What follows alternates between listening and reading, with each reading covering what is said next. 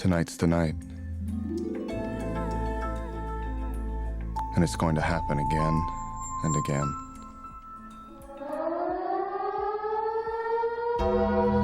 That's right, ladies and gentlemen. They keep telling me to go away, but I won't. Not until the end of all of this. We're going to keep going. We got MAGGCAST. It's Tuesday night. We are live. And we have a special guest this evening, ladies and gentlemen. Welcome to the stage.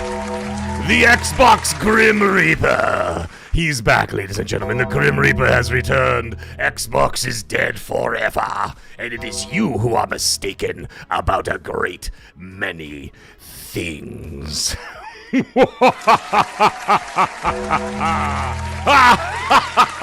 That's right, Satius. It's again. The Xbox Grim Reaper is here to wreak havoc on everybody. Hey, how is everybody doing out there? We are live. We are having a good time. It is MAGGCAST, and we've got some things to talk about. And let me tell you something, ladies and gentlemen. We're starting this off with a, well, kind of like my Saturday nights, a massive bang. Donation. Let's go! We got Seth Monsters coming in the house with a $5 super chat. Thank you so much. We haven't even started the show yet. And he says, for $5 US, he said, starting on the right foot. Shut up, Meg. I love you. I love you too, Seth Monsters. You're a good man. Everybody say hi to Seth Monsters in the chat, man. He is a great gentleman. And he says, I think this relationship inspired is getting weird. What's up, buddy? Hey, maggots, make some noise. Let's go! This is what I'm talking about, ladies and gentlemen. Hot off the heels of that, we've got Grumpy Old Fart coming in with a $2 super chat. Thank you so much, Grumpy Old Fart, my dear friend. And by the way, Grumpy Old Fart, I'd like to let you know that my daughter has finished the game that you bought her, and she was so very pleased. And she always laughs, by the way, when she says, tell Grumpy Old Fart, and then says thank you. So once again, for $2, he says, the right people will find you. Indeed, my friend. Yes, let me tell you something, man. Let me tell you something. All of you guys. I said it last night on XNC, and I meant every word of it, man. I meant every word of it. That whatever you do in this world, whether you do YouTube, whether you do, I don't know, maybe you work at a restaurant, maybe you're an accountant, maybe you're in construction, whatever, you work in a warehouse, whatever you end up doing in this life, be true to yourself, and you will find the right people. Don't go finding people. Don't go finding people. The right people will find you. And that is what it all means at the end of the day. And that's what I do right here in this channel. I am who I am. I know it sounds like a Popeye line, and it certainly is, but like I am who I am. And that's all there is to it. And you know what the thing is? I'm not going to change who I am, and the right people will come along, and that's the way I look at things. I'm not looking to like become a superstar overnight or anything like that. The right people will come, and that goes on for not just me, not from this channel, also for you and all your private life. So remember that, folks. But anyways, I just wanted to say that.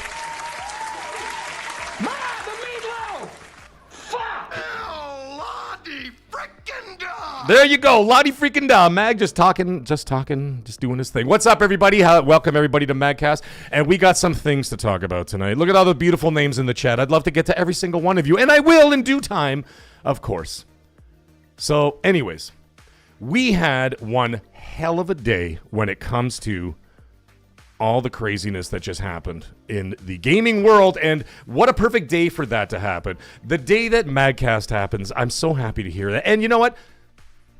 Looks like I was proven right about something when it comes to Xbox hardware. I'm so happy to hear that. But what do I know? Do not come. You know what I mean? Do not come. Welcome to hell. I'm gonna come.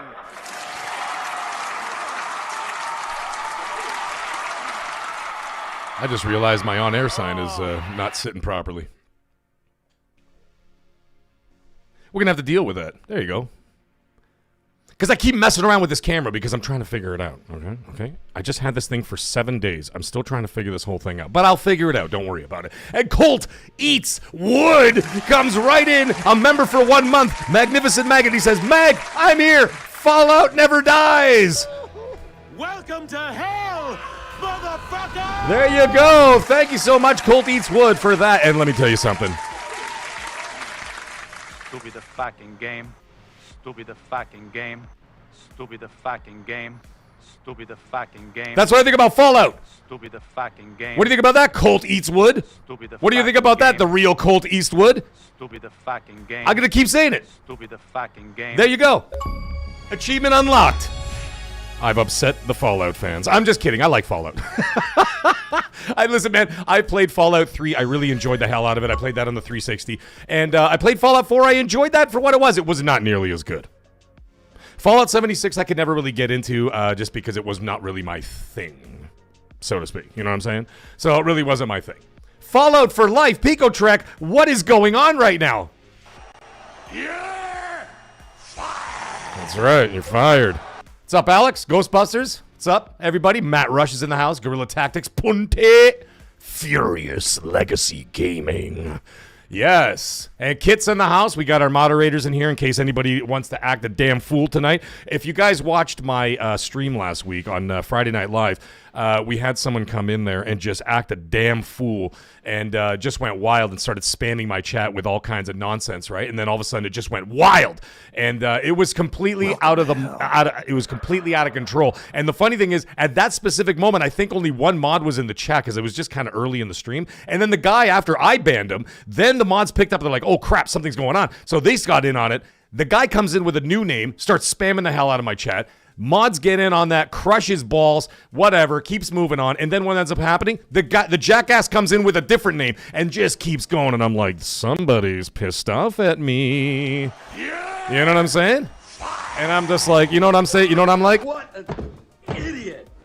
Oh, what a loser. No kidding, what a loser. Why do you say this to me? You know? When you know I will kill you for it. 78's in the house, Infernal Earth, J-Dog, how you guys doing? And the OA comes in, a member for 1 month. Thank you so much. A magnificent Mag. He goes, man, it's been a month already. What's up, Mag? What's up? The OA. There you go. You get a little bit of PlayStation, you get a little bit of Xbox, and that's what you're going to get on this channel tonight. So, what do you guys want to start with? There's so much news. I know, the kid's saying, we crushed him. Hi, Brandon. How are you, buddy? I know it's the life of a YouTuber, Matt Rush. I know that, buddy. I know. Grandpa Barbecue's in the house, ladies and gentlemen. We can all start now. The Aussie, oi, oi, oi, have joined the chat. There we go. We're in. We're in. We got it under control.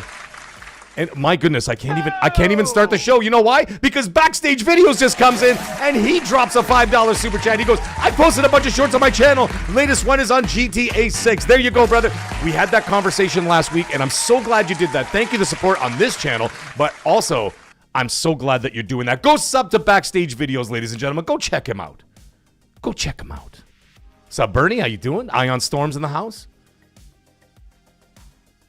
Listen, Grandpa Barbecue, I'm going to be going for Australia in the World Cup, okay? My dad certainly is. We all know that. I mean, my dad's from Melbourne, right? So, like, you know, he's going to be going for Australia. I can't wait, man. It's going to be right here in my hometown. I can't wait. Speaking of which, so next month, Italy is playing in a little mini tournament. Because apparently 6 wins out of 7 is not enough to get in the World Cup. You think there's some kind of conspiracy? I do. But anyways, that's besides the point. So they're doing this little tournament, whatever. They're playing against Northern Ireland. They're going to be playing against... well, it's going to be Italy, Northern Ireland, and I don't know who else. But either way, there's like 4 teams all fighting for like the last 2 spots in the World Cup. So here's the crazy part. And this is the thing that's actually blowing my mind right now because some of the tournament is taking place here in Toronto. And the thing is, if Italy wins, can you believe this? Their very first game will be against Canada here in Toronto. I can't believe it. My head is going to explode. Can you imagine that?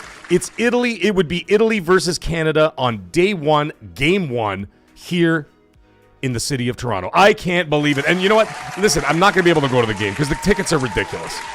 They're utterly ridiculous in terms of price. It's absolutely insane. Oh, Seek drops a $2 super chat. He jumps right in there. And you know what? He said something. He goes, I didn't add my message. No! I should add a Darth Vader sound. No! Listen, do not drop another super chat, Seek. Put it in the chat right now before I even start the show. Put it in the chat, and I will read it out. So write it out, Seek. Don't send another super chat, okay? I'm not gonna ask for your money. Of course, Pico Trek. It's the Ping Pong World Cup. What do you think I'm talking about? Soccer or football? Yeah. So Seek, write it in the chat, buddy. Hey, Joey Abs in the chat. How about them Patriots? Oh, Yeah, my dad's a huge Patriot fan as well, actually. He's been following the Patriots since 1967. So he ain't no Tom Brady bandwagon, okay? 1967, my dad started.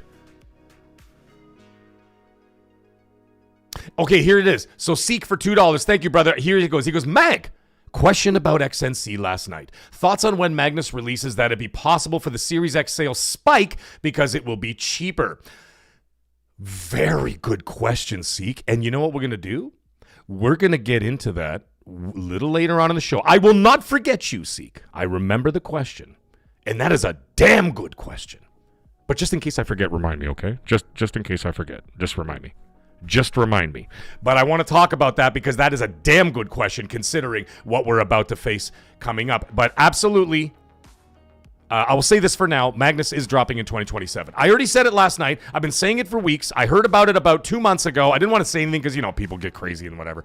And so I'm like, listen, man, I'm out. I'm done with the insider game. I'm not doing that anymore. It's not worth it. It's not worth the time or the trouble. And the problem is because if a company just goes and just changes one little thing and they go, oh, actually, you know what, guys? You know, our analysts are saying this, that, and the other. So we're going to just go and just turn it a little bit and just change it. And you know what's going to happen? They all blame me. Not Microsoft, not Sony, not Nintendo, me, Steam, whatever. So I'm like, it's not worth it anymore. However, I will mention it here and there, like on a podcast, but I won't be making too many videos about all that stuff, right? Not worth it. But Seek, don't worry, man. I'm not going to forget that question, all right? Grandpa Barbecue comes in and drops a $2 Australian super chat. Thank you so much, my friend. And he says, Mag, why don't I never see you when I on Storm live? The reason why is because that's when I take my son to ninja class. Remember I was telling you about that? Or telling you guys about that? Oh, hey. McLovin's in the house. How you doing? Andy Hart? He's saying Seahawks for the win. I don't know. I really don't know about the Super Bowl. I really don't know. I mean, the Patriots didn't play a great game in the AFC Championship, but it was also, let's face it, it was also in like a massive snowstorm. So what the hell are they supposed to do? You know what I'm saying? And anyways, back to Grandpa Barbecue. Thank you very much for the $2 super chat, brother. And he says, why did I see you when I Storm live? It's because that's the time I take my son to Ninja. So what happens is I get the kids home from school. As if you guys need to know like all these little details, but I'm going to tell you anyway.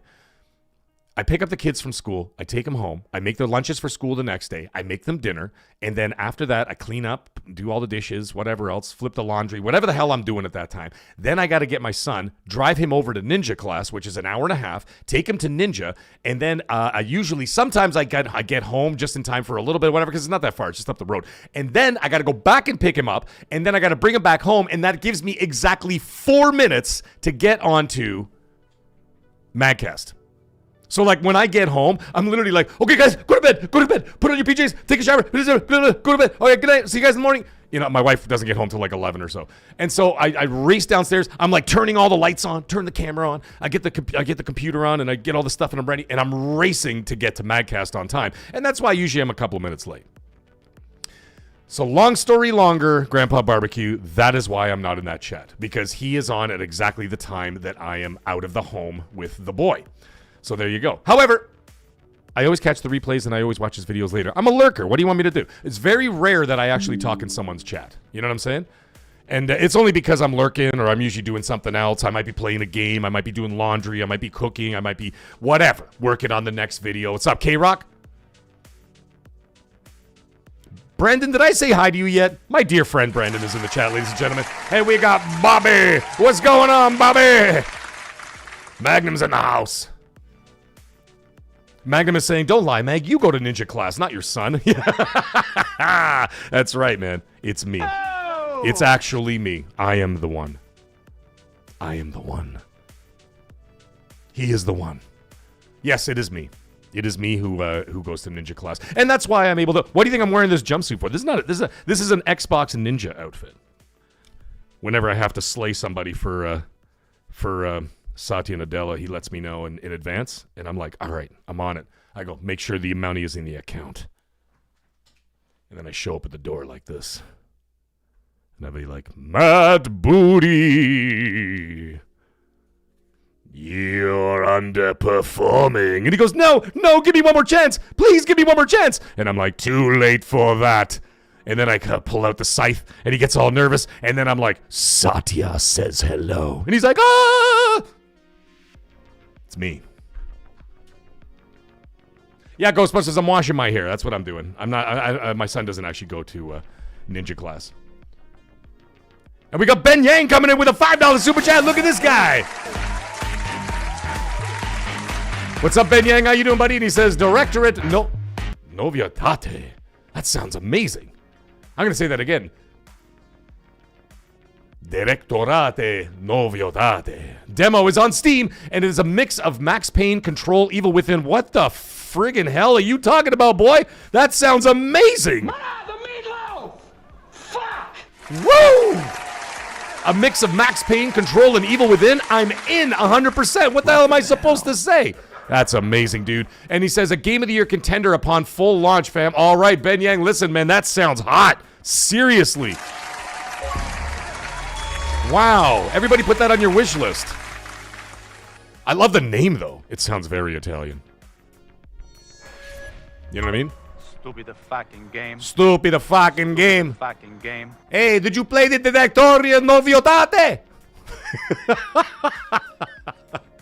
That's a great name for a game. I gotta look that up, man. That sounds wild.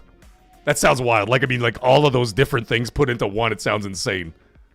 And of course, the name is just completely batshit crazy. It's even funnier. I can picture those guys like totally wasted at a bar or something, and they're in the bathroom and they're like going, "Bro, I got a name for the game, man." And then the other guy's in the other stall, and he goes, "Whew, what do you want to call it, man?" And he goes, "What do we call it? Directorate Noviotate." And then somehow that made the final cut. But here we are. That sounds insane. I got to check that out after the show when I'm in bed. When I'm in bed, I like to check my phone, and I like look up all the little things you guys tell me. And then I look it up, and I'm like, oh, let me check out this game. Let me check out some of the gameplay of this, and let me check out some of that. And if it sounds hot, I'm in. You know what I'm saying? Apex, how you doing, buddy? And thank you so much, Ben Yang, for that $5 super chat. I appreciate you, brother. And then right after that, we got Names Dinky. Uh-oh. We have a new member. Ladies and gentlemen, Achy Throbber, we all know what we have to do now. Welcome to hell, motherfucker! Names Dinky, you just became a magnificent maggot. Welcome to becoming a member of the channel. And let me tell you something, ladies and gentlemen. Now that you're a member of the channel, you can join the member. Yeah, welcome to hell. You can join the members only Discord. You get early access to my cooking videos, which I'm, no pun intended, cooking up one as we speak. So we got some of that. We got all kinds of cool stuff. King Scotto, what's going on, buddy? Oh, ye have little faith, King Scotto. Let me tell you something, buddy. Resident Evil 9 is looking more like Evil Within than a true RE game. Let me tell you something, brother. Have faith. This is Capcom. They have yet to let me down. And before we get started on the show tonight with our first topic, which we will be talking about Grand Theft Auto 6 first and foremost tonight, but we've got my dear friend Literal Table, a top-tier maggot for 3 months. Let's go, Literal Table, my friend, my zombie partner in Call of Duty. What's up, Lav? How you doing? And Literal Table says, hey, Mag and Chat, I just started recording me doing every Forza Horizon 4 and 5 base and DLC race event and uploading 2 races per day until Forza Horizon 6 releases. Dude, that is utterly insane and amazing. Let's go. Literal Table, thank you very much for being a top tier mega for 3 months, man. I appreciate you. Oh, wait. Hey-oh. Stupid fucking game. What's going on? Stupid fucking game. That's my Italian for you right there, folks. Okay, now that the beginning of the madness, thank you guys all for all the support, man. I can't do anything any of this without you. I was about to say I can't do anything. My wife says that all the time. I can't do any of this without you, man. And you guys are absolutely amazing. Name's Dinky says, love what you're doing, man. Keep it real, brother. I always do, man. And I always will. Never gonna change. Never gonna change. Although, you want to hear something funny before I even get started? Thank you, Literal Table. I had this guy reach out to me, I think it was like a week ago. And not privately, like he put it in one of my one of the comment sections of YouTube. And then he goes, you know, your channel's never gonna grow if you keep making all these fucking shorts and all these fucking 5-minute. That's exactly what he said. Your fucking shorts and these fucking 5-minute videos. And I'm like, excuse me, bro? Donation. Why do you say this to me? When you know I will kill you for it. Why are you saying that? Why do you say this to me? when you know I will kill you for it? What an idiot! Oh, what a loser! Like, seriously, bro. Anyways, I was like, dude, I do like 4-hour podcasts. Although I won't be doing a 4-hour podcast tonight. I got something rather sensitive and touchy to deal with a little later tonight. But there's also another reason why I will not be drinking tonight. I will not be drinking tonight, so I'm so sorry. I'm not going to be drinking tonight, all right? And there's a reason why. My sister-in-law's 50th birthday is on Saturday, okay? My brother is hosting like 40 people at his house. It's going to be a huge jam. DJ the whole 9 yards, man. It's going to be a throwdown to end all throwdowns, right? So we're all going, obviously. I'm sleeping over the whole 9 yards, so it's going to be a whole event, right? That's Saturday. Then, once we pass out whenever, after that party's over, I got to get up the next day, go get my kids from my parents' house because they're sleeping over at my parents' house.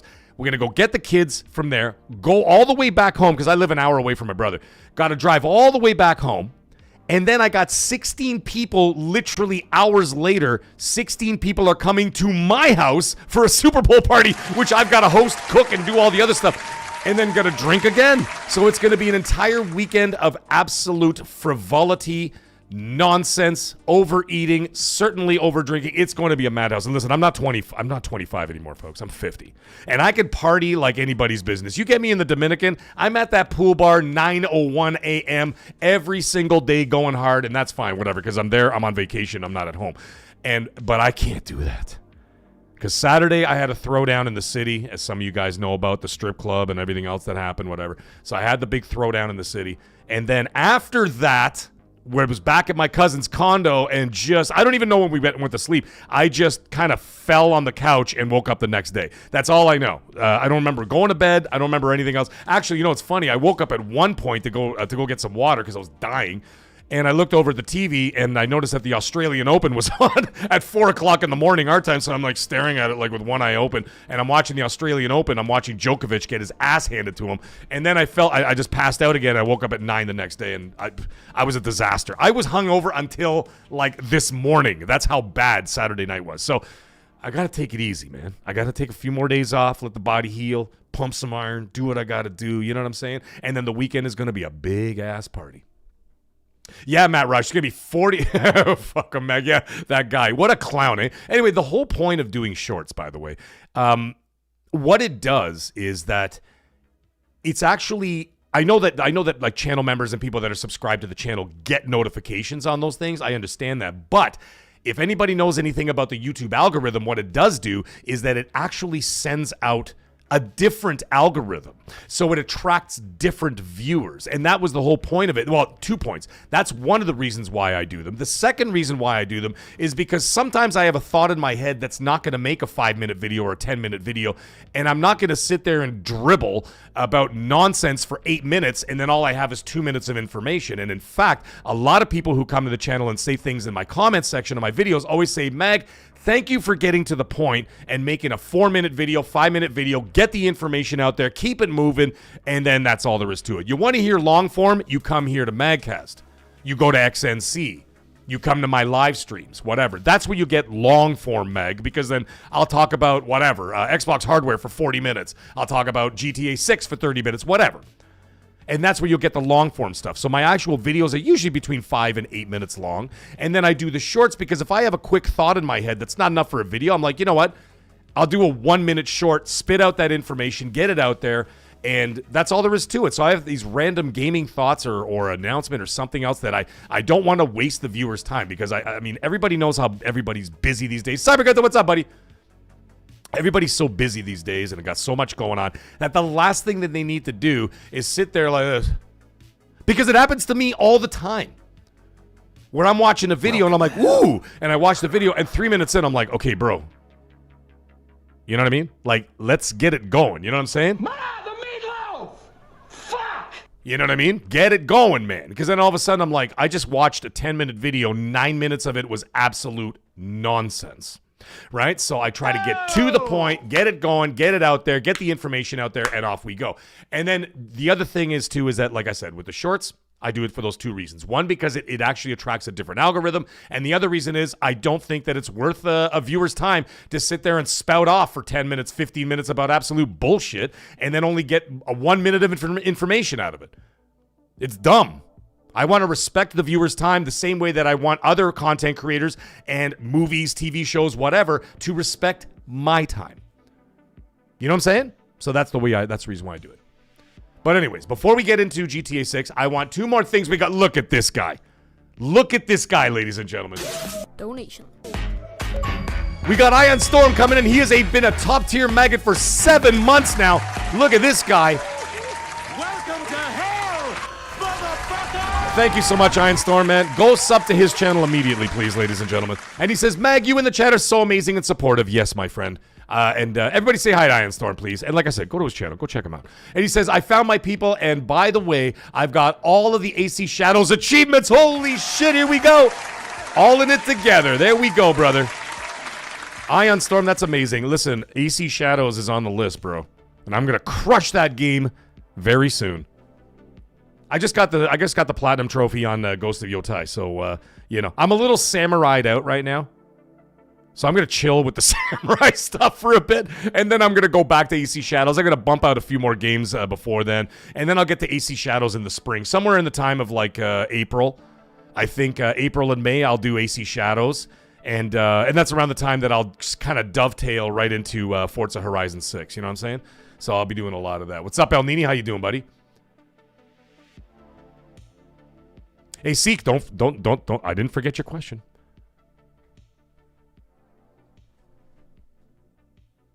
We've got Alvarez! Alvarez, my friend. He drops a $20 super chat. My goodness, thank you for the support, brother. I appreciate you dearly. I'll give you an extra one. How about that? Hell, motherfucker! There you go. Arrow Nation's in the house. Fuzzy Tomato. R double. Alvarez, thank you so much for the $20 super chat, brother. Here, I'll give you a rare achievement as well. Thank you. And he says, just because you are genuine. Thank you so much, my brother. I appreciate you very much. And he says, keep up the amazing job. If you're watching the Super Bowl, what will be the menu? Well, you're just going to have to find out. You know why I'm saying that? Because I have absolutely no idea what the fuck I'm cooking that day. Yeah! I don't know. The inspiration hasn't hit me yet. It's been such a busy week, a busy start to the week the last couple days. Thank you, Alvarez. I appreciate you, brother. I've been so busy, and then tomorrow I'm busy. Thursday I'm free. So Thursday I'm gonna start well, maybe tonight. I'm gonna let it sort of germinate in my head. You know what I'm saying? And sort of get the ideas out there and figure out what I want to do and what I want to cook on Sunday, and then Thursday zip off to the store.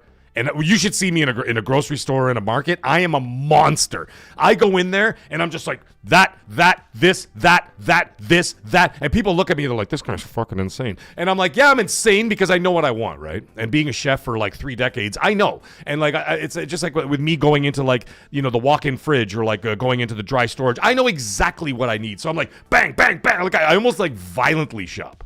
So Alvarez, to answer your question, you're going to have to find out on Friday Night Live, because then I'll have a menu for you by then. But until then, I'm still working on it up here. Kind of like Mozart. Mozart used to have entire symphonies in his head before he even wrote down a single note on paper. Yeah, I'm a fraud, but at the same time, I'm also the Mozart of cooking. LePedro's got to come in and bust balls, eh? Emperor Hound, what are you doing? Emperor Hound, how are you doing is what I meant to say. Big Boy Barry's saying it's going to be wings. It might be wings. I'm not 100% sure yet. LePedro, I'm not even going to entertain it. Listen, Dodgers aren't going to make the playoffs this year, okay? I'm telling you that right now. They're not going to make the playoffs, so don't get excited. Ohtani can go play with his dog in Japan while everybody else is in the playoffs. Yeah! I hate that dog. Stupid dog. I'm kidding. I have nothing against the dog. Just his owner. Grand Theft Auto 6, ladies and gentlemen. Grand Theft Auto 6. Snow Dragon. How you doing, buddy? So today was the earnings call. I heard about it earlier. I heard about some rumors this morning. They're like, well, we knew about the earnings call, but I'm saying the rumors that were starting to come around as I was talking to a couple of investors here and there was that Grand Theft Auto 6 was going to be talked about in great detail at the earnings call today. And I'm like, well, that's fantastic news. So I tuned in, obviously. And much to my happiness and much to my surprise, it looked like the man himself, Strauss Zelnick. I know. No, hold on. I know there's going to be some people in the chat are going to say whatever they're going to say. But Strauss Zelnick did come out and say that not only does he feel good about it, although, can I tell you guys something? The last 2 earnings calls before that, he also said, I feel good about this. So he did say that the last 2 earnings call, and then he said it again today. I feel good about this. We're like, okay, you feel good about it. You said that the last 2 quarters. And then, of course, it got delayed. But here's the outlier, ladies and gentlemen. He did say this time that marketing for GTA 6 will start this summer. So that is very exciting. So I'm like, okay, they're in. And this is what I was hoping for. This is what I was expecting because they did this last time with GTA 5. If anybody's old enough to remember, which I would imagine most people are in this chat. Okay, so what ended up happening is that when GTA 5 came out in the summer before and in the spring before, what they started doing is they released a 3rd trailer. And then from the 3rd trailer, they started doing these little deep dives. You guys remember that? They would do deep dives like maybe 5 minutes, 10 minutes, and they had like a voiceover guy who goes, in Grand Theft Auto 5, in Liberty, where the hell was it? Los Santos? No, not Los Santos. Where the hell was the 5th one? I was about to say Liberty City. Was it Los Santos? It was Los Santos. I'm such an idiot. Hey, Aluminum, how you doing, bud? So there would be like the voiceover thing, right? And it showed like guys playing people playing tennis, and then people playing. They're like, in Los Santos, you can golf a whole 18 holes, and you can play tennis with your friends.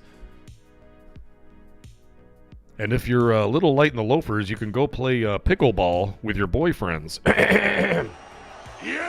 You know what I'm saying? So they did all those little exposés about like the deep dives of all the activities you can do in GTA, and they were releasing that sort of periodically up until the release of the actual game. Then, of course, they had the big sort of 15 or 20 minute showcase about Grand Theft Auto Online, and that was a whole situation, and I thought that was fantastic. What's up, Lunchy Sky? How you doing, buddy?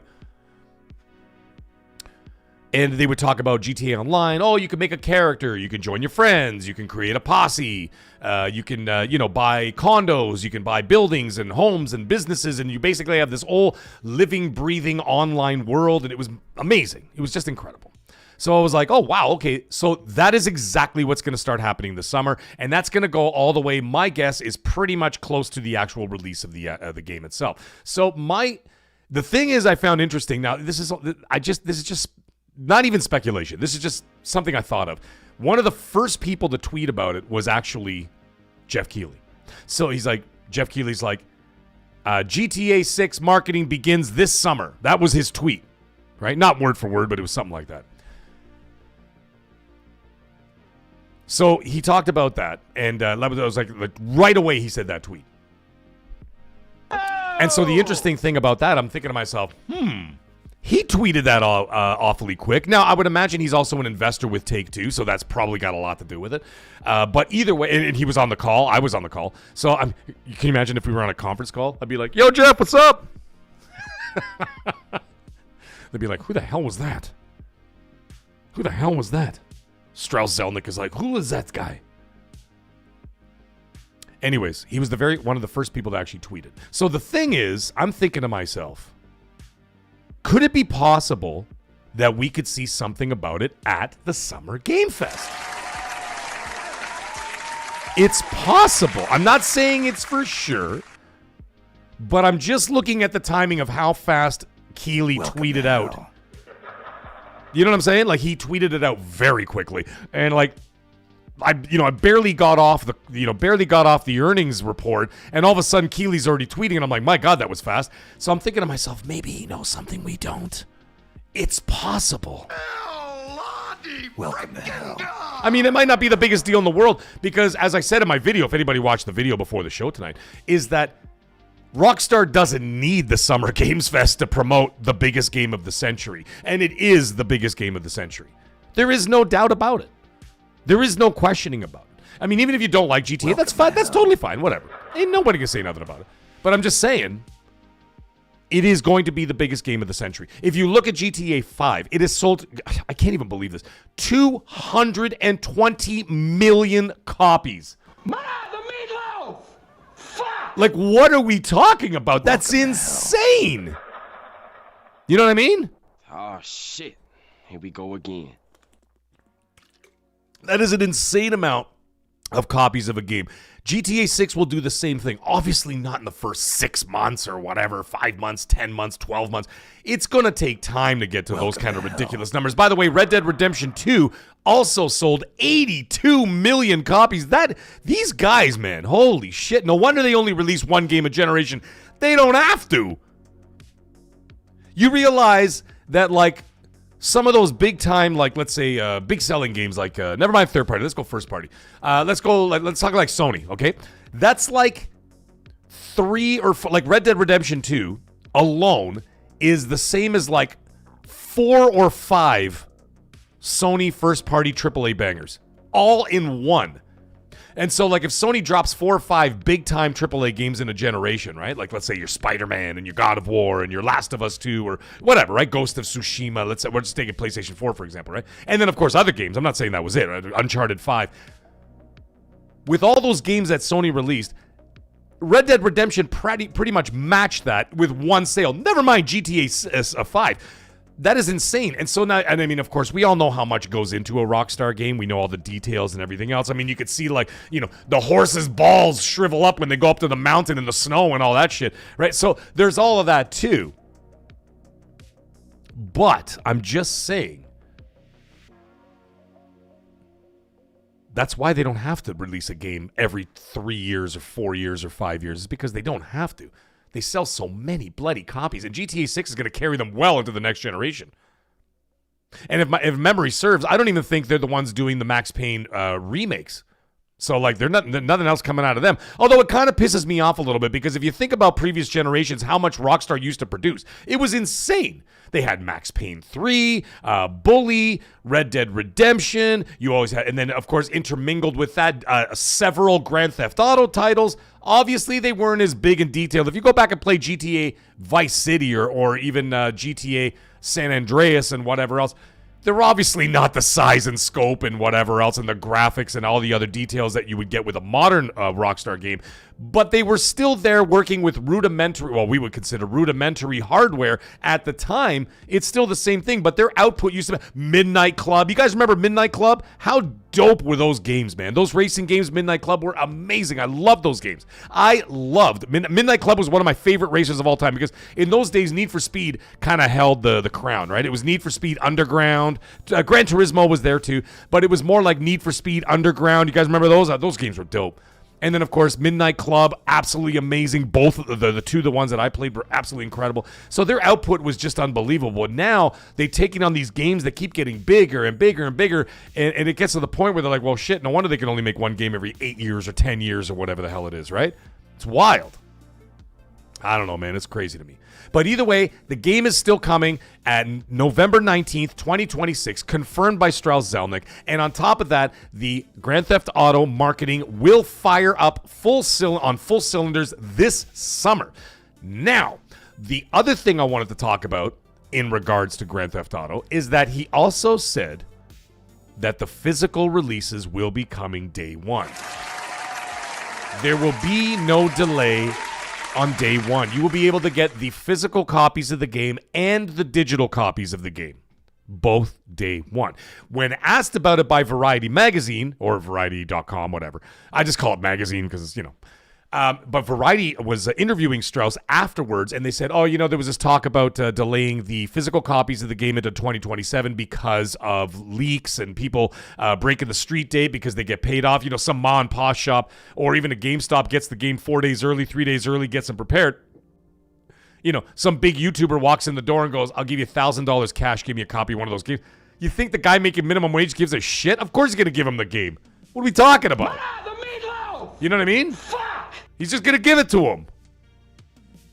He ain't going to get fired. Yeah! Fire! Because no one's going to know about it. They'll just say, I don't know, sir. when the manager comes in, to be like, they sent 200 copies, and there's 199. No one stole anything. Look at the cameras, nothing. You know what I mean? But anyways, when asked about that question, Variety asked him, it says, these rumors about the physical copies coming out later and this and that or whatever. And he said, that is not the plan. That is not in the plan. And he said, no. So there it is. We're having confirmation from Sal Zelnick that indeed the physical copy of the game will come out day one as the digital copy, which is fantastic news. Now, the interesting thing is, what I'm thinking about doing, I don't know why I thought of this. I kind of want to buy every physical copy of every Grand Theft Auto that I ever played. I don't know why. I just want to have them. Like, just kind of put them on the shelf or something. Like, you know what I mean? So when that comes out, I might buy a physical copy. I don't even have, like, the PS5 Pro does not have a disc drive. I'm going to be buying it digitally.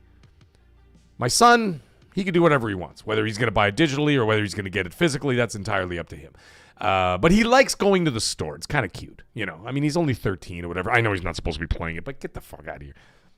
Get real.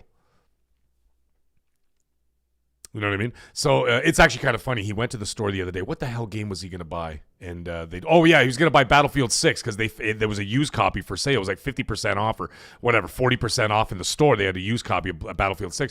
So he put it on the counter, and the girl there said, "You're not old enough." And I'm like, are you fucking kidding me? There's like 7-year-olds playing Call of Duty, and you're going to deny? Like, GameStop, that's on their last legs, for God's sake. I think the only reason why they still open the doors is because they sell Pokemon cards.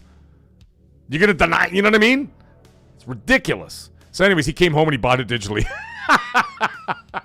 Like, you know what I mean? What is the point? Stupid. But anyways, whatever. Then I'll go buy it. What do you want me to do? I'm a bad father, okay? What do you want me to say?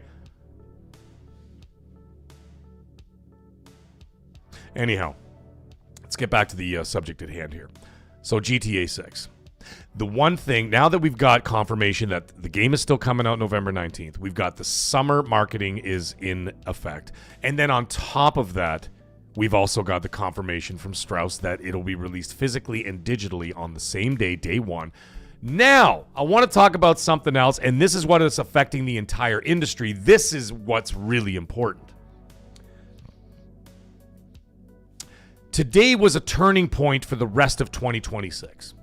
And the reason why that is because I've said this before, and I know you guys feel the same way for the most part. Oh, wait a minute, Magnum says that Grand Theft Auto was dead. Yeah! What? Time to bring out the Grim Reaper. There it is, ladies and gentlemen.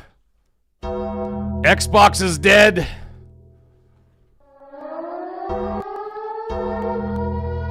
Grand Theft Auto is dead. The Grim Reaper is coming for both of them. Magnum, I'm going to buy you a copy and force you to stream the game live so I can watch you suffer. All these other companies have been in a holding pattern for the last, year and a half when it comes to their 2026 releases. And not that the games aren't going to be in 2026.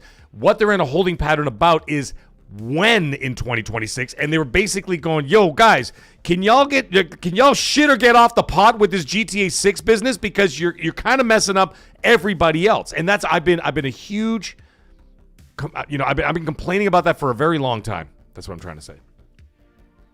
I've been a huge critic of that situation, that I think that Rockstar, I know this sounds kind of silly, but I still kind of feel that Rockstar has a responsibility to the industry, that when they're releasing a game of that size and magnitude, stick to your guns and like have some respect for all these other developers who are trying to. They're not going to compete with you. They can't compete with you.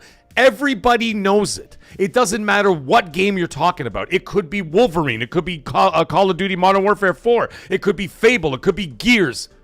It could be whatever, right? It could be all of those games. They know that they can't compete with that game.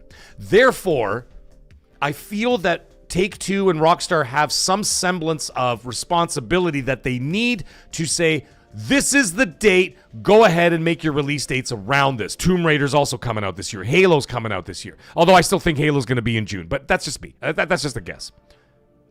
I might be totally wrong. But either way, that's what I'm thinking about, right? So I'm getting to this point where I'm just like, okay, now that you nailed it down, I bet you everybody from Phil Spencer all the way to the guys at Sony and everybody else are just going, holy shit, finally, god damn it. Okay, get to the war room, ladies and gentlemen. And then you got Booty and Spencer, and they're sitting down going, all right, what are we doing? Gandalf is like sitting there with it. Gandalf with his spear, you know what I mean? Doing his thing, you know?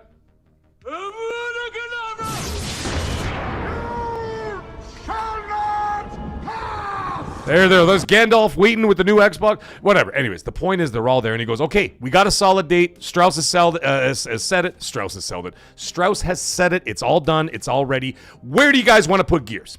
Officially. Because what I think that they do is they have their big whiteboards, right? They got the big whiteboards, with the erasing markers and shit. And they sit there and they go, okay, guys, here's the window we're thinking about. We want to do Gears between August and September 15th. August 15th to September 15th. That's our window. We need to know what's going on with GTA. We need to know what's going on with Wolverine. We know Phantom Blade Zero is at the end of February or beginning of September. You know what I mean? So they got to start placing all these things around, and they need to know when they're going to have a little bit of breathing space so they can get some maximum impact in the market. And that is incredibly important. A lot of people don't put enough emphasis on that. When the gamer's thinking about it, and a lot of gamers say it, and a lot of gamers are like, no, just keep dumping it on me. Just keep dumping it on me. And I'm like, dude, it ain't about you. Well, I mean, it is about you, but you know what I mean? It is about you, but at the same time, what they're not realizing is that there's a business aspect to this that they're not getting. It's like, you can't do that. You don't want to get Titanfall 2'd, so to speak, when you've got $200 million games, several of them coming out, and Microsoft is the biggest one that they're the ones who are probably going, shit, we got all these games, and a lot of them are easily $150 to $200 million budgets on all of those games. Call of Duty, Fable, Gears, okay? Halo's just Halo. It's a painted remaster, Unreal Engine 5 kind of thing. I'm not downplaying the development time or the hard work that they put into it. I'm not at all. But I'm saying that is not a $200 million project. You know what I'm saying? That is a much smaller project that 25 people could do, that 50 people could do, not 200, 300 with the support of 6 other studios. So when you're looking at that situation, now that they nailed this down, now they can sit down and say, okay, when are we doing Gears? Late summer? Perfect. We know Sony. We've been talking to Sony. Listen, man, these guys all talk behind the scenes, eh? Don't think they're enemies. They're not. They're not enemies. They don't hate each other. They don't talk shit behind each other's back. They are in Sony PlayStation of America is in contact with Microsoft on a weekly basis. They have open dialogue between the two companies where they talk and they say, okay, this is our plan. What's your plan? Because the other thing you got to remember is now that Microsoft is a publisher, that affects PlayStation too. Because Sony's going to come up and put their 2 cents and go, guys, I don't know if this is a great idea. We have Wolverine launching, I don't know, let's make up a date. September 25th, okay? Wolverine's launching September 25th. You can't launch Call of Duty 10 days later. That's going to affect the sales on our console as well. That's, you know what I mean? That doesn't work for us. How is it? And then Sony has leverage because Sony could say, hey, excuse me, Mr. Spencer, 84% of console sales of Black Ops 6, for example, were on our system. So it would behoove you not to put them too close to our first-party titles, as people will want to buy both. You want to give them a little bit of breathing space so that you're not dumping all that money at once, because you don't want to make the consumer gun-shy. And that is a very important thing that they have to discuss. So now that we've got GTA locked down, now you can start farting around with the release dates. Because now you can lock things down. I guarantee you this. I bet you any money, whether I might be wrong, but I'm just saying, if I were a betting man, I'd put the black chip, okay, the $100 chip. I would put that on that Microsoft knows exactly when Wolverine's coming out. I bet you any money they know exactly when Wolverine is coming out. And they're planning around it because they're also going to be trying to sell their games on the Sony PlayStation. And so therefore, it would be wise of them to give them space. That's why I kind of think, Tell me what you guys think in the chat, okay? That's why I kind of think that Fable might get moved to December. I can't see anywhere else that they would put it. Unless you, I don't know, man. It's such a mess. There's so much coming out that they got to give some room here and there. You can't give Fable like 13 days and then all of a sudden GTA 6. That's not going to work. 13 days, people will wait. And they'll be like, well, I'm not going to buy this for $70. In 13 days, I'm going to be playing GTA 6, right? They're not going to be doing that because you're trying to sell the game as well as, have people that are already on your service paying for it, like Game Pass, for example. You want people to buy the game. And as a result of that, that's going to be too much, right? You're putting too many demands on the consumer at that point. Some people will just do it anyway. They'll just buy all the games and then not play them. That's the other thing that happens. Why do you think gamers have backlogs? Because we buy all these goddamn games, we never get to them, and then eventually a year later we get to like one or two of them here and there, and the backlog keeps growing and growing and growing. Why? Because we're psychotic hardcores. But the majority of people out in the world are not hardcore, and they're the ones who are actually holding up the industry because they have the numbers that we do not. We may buy anywhere from 6 to 20 games a year. They may only buy 2.7 games a year, which I believe is the average, 2.7 or 2.6 games per year. But there are way more of them, right, out there in the world. And they're not going to dump $400, $500 in the fall to buy all these bangers coming out. They're going to be making decisions, and you don't want them to make decisions. And that's why you feed it to them slowly. That's all I'm trying to say. So when they said autumn for Fable, now that they locked down GTA 6, I'd like to know what you guys think. What month do you think? Now, of course, I have the competition, by the way. Y'all know that. And I have everybody's answers. By the way, that competition's closed, so it's closed. No one else can put in their names there. It's locked down. I have everybody's name in there for the competition. I asked earlier, I said, listen, I think it was 2 weeks ago, I said, listen, folks, this is what we're doing. We're going to do a competition on the channel. Everybody, obviously I have your names because when you implement them, your name is there. Give me your dates with the exact month and the exact day of when you think Fable's going to drop. It's going to be like The Price is Right. And whoever's closest, the Mag Show is going to buy, the channel is going to buy you a copy of Fable on your console of choice or PC. So when they announce that release date, which I would imagine will be in the summer at the Xbox Showcase, then I will also announce the winner of that competition and who is going to be getting that copy of Fable. So it's going to be very exciting. Now, before we continue, I want to get Andy Hart comes in with a £2 super chat. That's proper British money, ladies and gentlemen. Thank you so much, Andy Hart. Big supporter of the channel, brother. And he says, Meg, is PC waiting 12 months for GTA 6? I don't think so. There are a lot of experts out there, and I mean like people that have, that have been in this gaming industry for a long time, and their thoughts are that it will only be like a 6-month window, maybe 8-month window, but a lot of them are saying they don't think it's going to take an entire year to get GTA 6 out for the PC. But I have no grounds for any of that. Like I don't have any inside knowledge or anything else. I don't know anything about that. All I know is that a lot of the bigger guys in the industry are all saying that they suspect it'll be about 6 to 8 months when it comes out. Thank you very much, Andy Hart. I appreciate you, brother. And we got the wild man himself, ladies and gentlemen. 78 Inc. comes in and drops a 5 bomb. Let's go. 5 gifted members. 78 Inc. Thank you so much, my friend. And to everybody who just became channel members, I recognize some of those names in there. Well, congratulations. And you know what? As always, tradition calls for...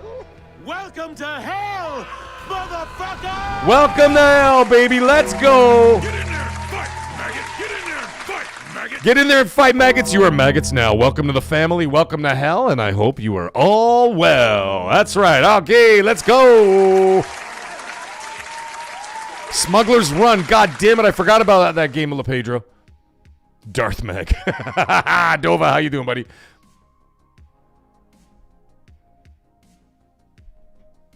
We got Kiss Official coming in, dropping a $2 super chat.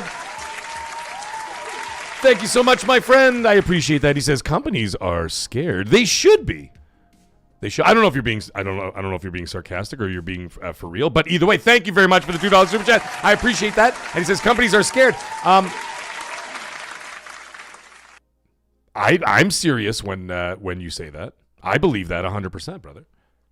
Mr. Round the Twist is in the house, ladies and gentlemen. Everybody say hi to him. Say hi to Jay Slayer, who's in the house as well. Hey, Jay Slayer, how you doing, buddy? Holy shit, Ghostbusters. I forgot all about that. He's also saying Forza 6 PS5. Also, they're saying later in the year. When the fuck are they going to release that? Holy mackerel.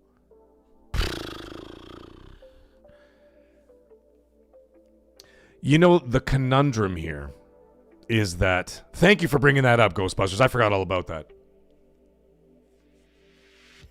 Mr. Round the Twist, he just put 100. He just says 100 in the chat. I'm assuming he just said...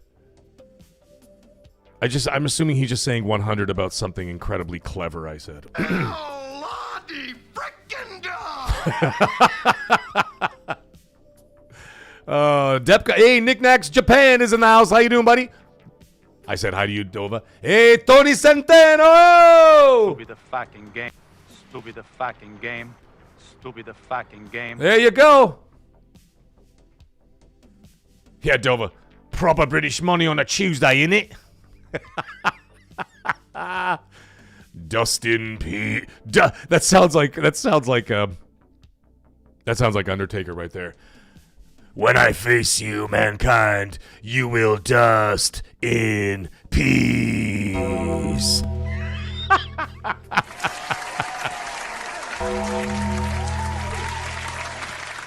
There it is. Dust in peace.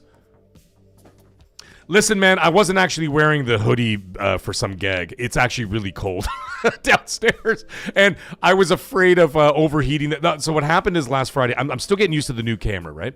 And the new camera, I was streaming in 4K, and my brother, who's a professional music producer and videographer and all that kind of shit, he goes, dude, he's like, if you're doing long streams, don't do them in 4K, man. He goes, it's gonna get, if you're in a room or whatever, it could get hot or whatever. And what happened is, I was an hour and 41 minutes into my stream of Silent Hill F, which we will, by the way, pick up again tomorrow, ladies and gentlemen.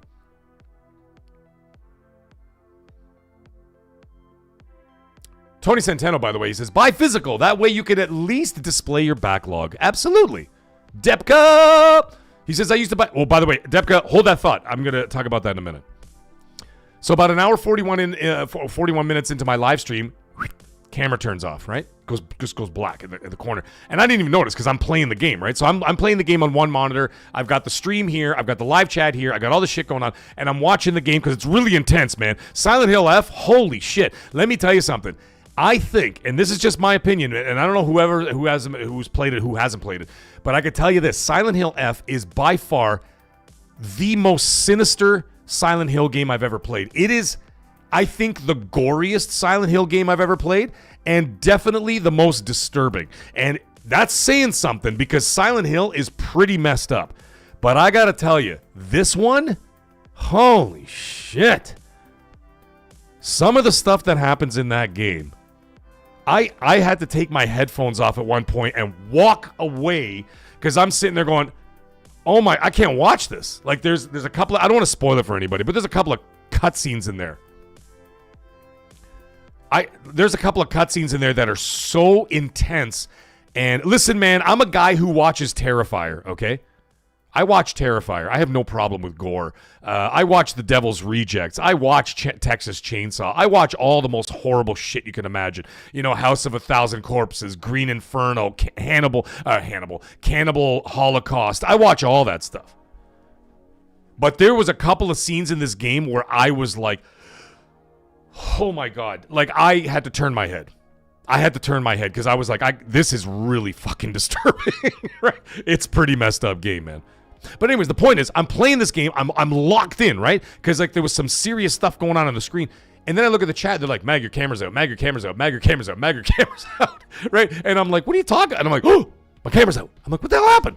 And then I noticed that like the zoom lens just fucked off and just turned off. But the thing was still on, right? So I'm like, what happened? So I went behind the camera, pressed the button, turned back on, kept going with the stream. I'm like, that was weird.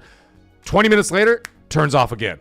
And I'm like, what is going on? And then I turn it back on, continue playing the game. 10 minutes later, turned off again. And I'm like, all right, I don't know what the fuck's going on. So I called my brother, And after the stream, I cut the stream out after about 2.5 hours. And I'm like, okay, guys, that's it for tonight. We'll do another stream on the Wednesday. Actually, I was supposed to do it on Sunday, but I couldn't do it. Hey, Captain Chats, how you doing, buddy? Infernal Earth, did I say hi to you yet? Satius, I know I said hi to you. Elk Lord TV. How you doing, Elk Lord? And he says, F is my favorite game. I replayed every ending. Man, I may do that. Yeah, Dova, I will be playing Silent Hill F tomorrow night, 8 p.m. Eastern Standard Time. Infernal Earth is saying, we need more scary games. Man, dude, there's so many good scary games. Oh, Magnum, I've watched all the Human Centipedes as well. I even watched the unrated director's cut of Human Centipede 2. That's some pretty disturbing shit, man. But even watching that movie, and of course, for all my Aussie friends out there, Peter Jackson, of course, of Lord of the Rings fame, before he became famous for Lord of the Rings, he was a famous horror movie director. And he made some pretty disgusting movies. One movie is actually made me throw up. And that's very rare because I don't throw up for movies, but I ate some pizza and I tried to drink a couple of beers and it wasn't working. Like my stomach just wasn't settling. And I'm watching his movie called, Peter Jackson's movie called Dead Alive, an Australian zombie movie. And about halfway through, I walked out of the living room. It's like an open concept one with like a kitchen and shit in my old house. And I'm standing over the kitchen sink with my hands on the counter, and I'm watching the movie because I don't want to miss the movie. And there was a couple of things that happened in the movie that were so disgusting. I literally threw up in the sink. That's how it turned me off so much. Yeah, so it was a pretty brutal movie. But either way, I've done all of that. But even Silent Hill Jesus Christ, Silent Hill F had some scenes in there that were so gory that I was just like, I can't watch this. Or at least, it wasn't even so much that it was gory. It was just that it was disturbing, right? And then, they did show some stuff, and I was just like, oh my God. Oh my God, okay, Peter Jackson's New Zealand, Jesus Christ. Did he film them in New Zealand? I thought he filmed them in Australia. Hey, Ben Angelo, how you doing? I know he's from New Zealand. I know he's Kiwi. But I'm saying, I thought he filmed his movies on the mainland in Australia. Or am I absolutely wrong? I may be absolutely wrong. I didn't mean to offend all my Aussie friends. My God, it's the end of the world. Mind you, that's like people calling Canadians Quebecois. So I kind of get it. Yeah, psychological horror always hits different. Yeah, dude. But I mean, there was some pretty disturbing shit in there, like even visually. I was just like, holy crap. And Andy Hart drops another £5 super chat. That's British proper money, ladies and gentlemen. Thank you so much, Andy Hart. And he says, get ready for £100 plus games in 2026. 2K26 Monday Wars Edition, 150 UK pounds. Prices are getting crazy.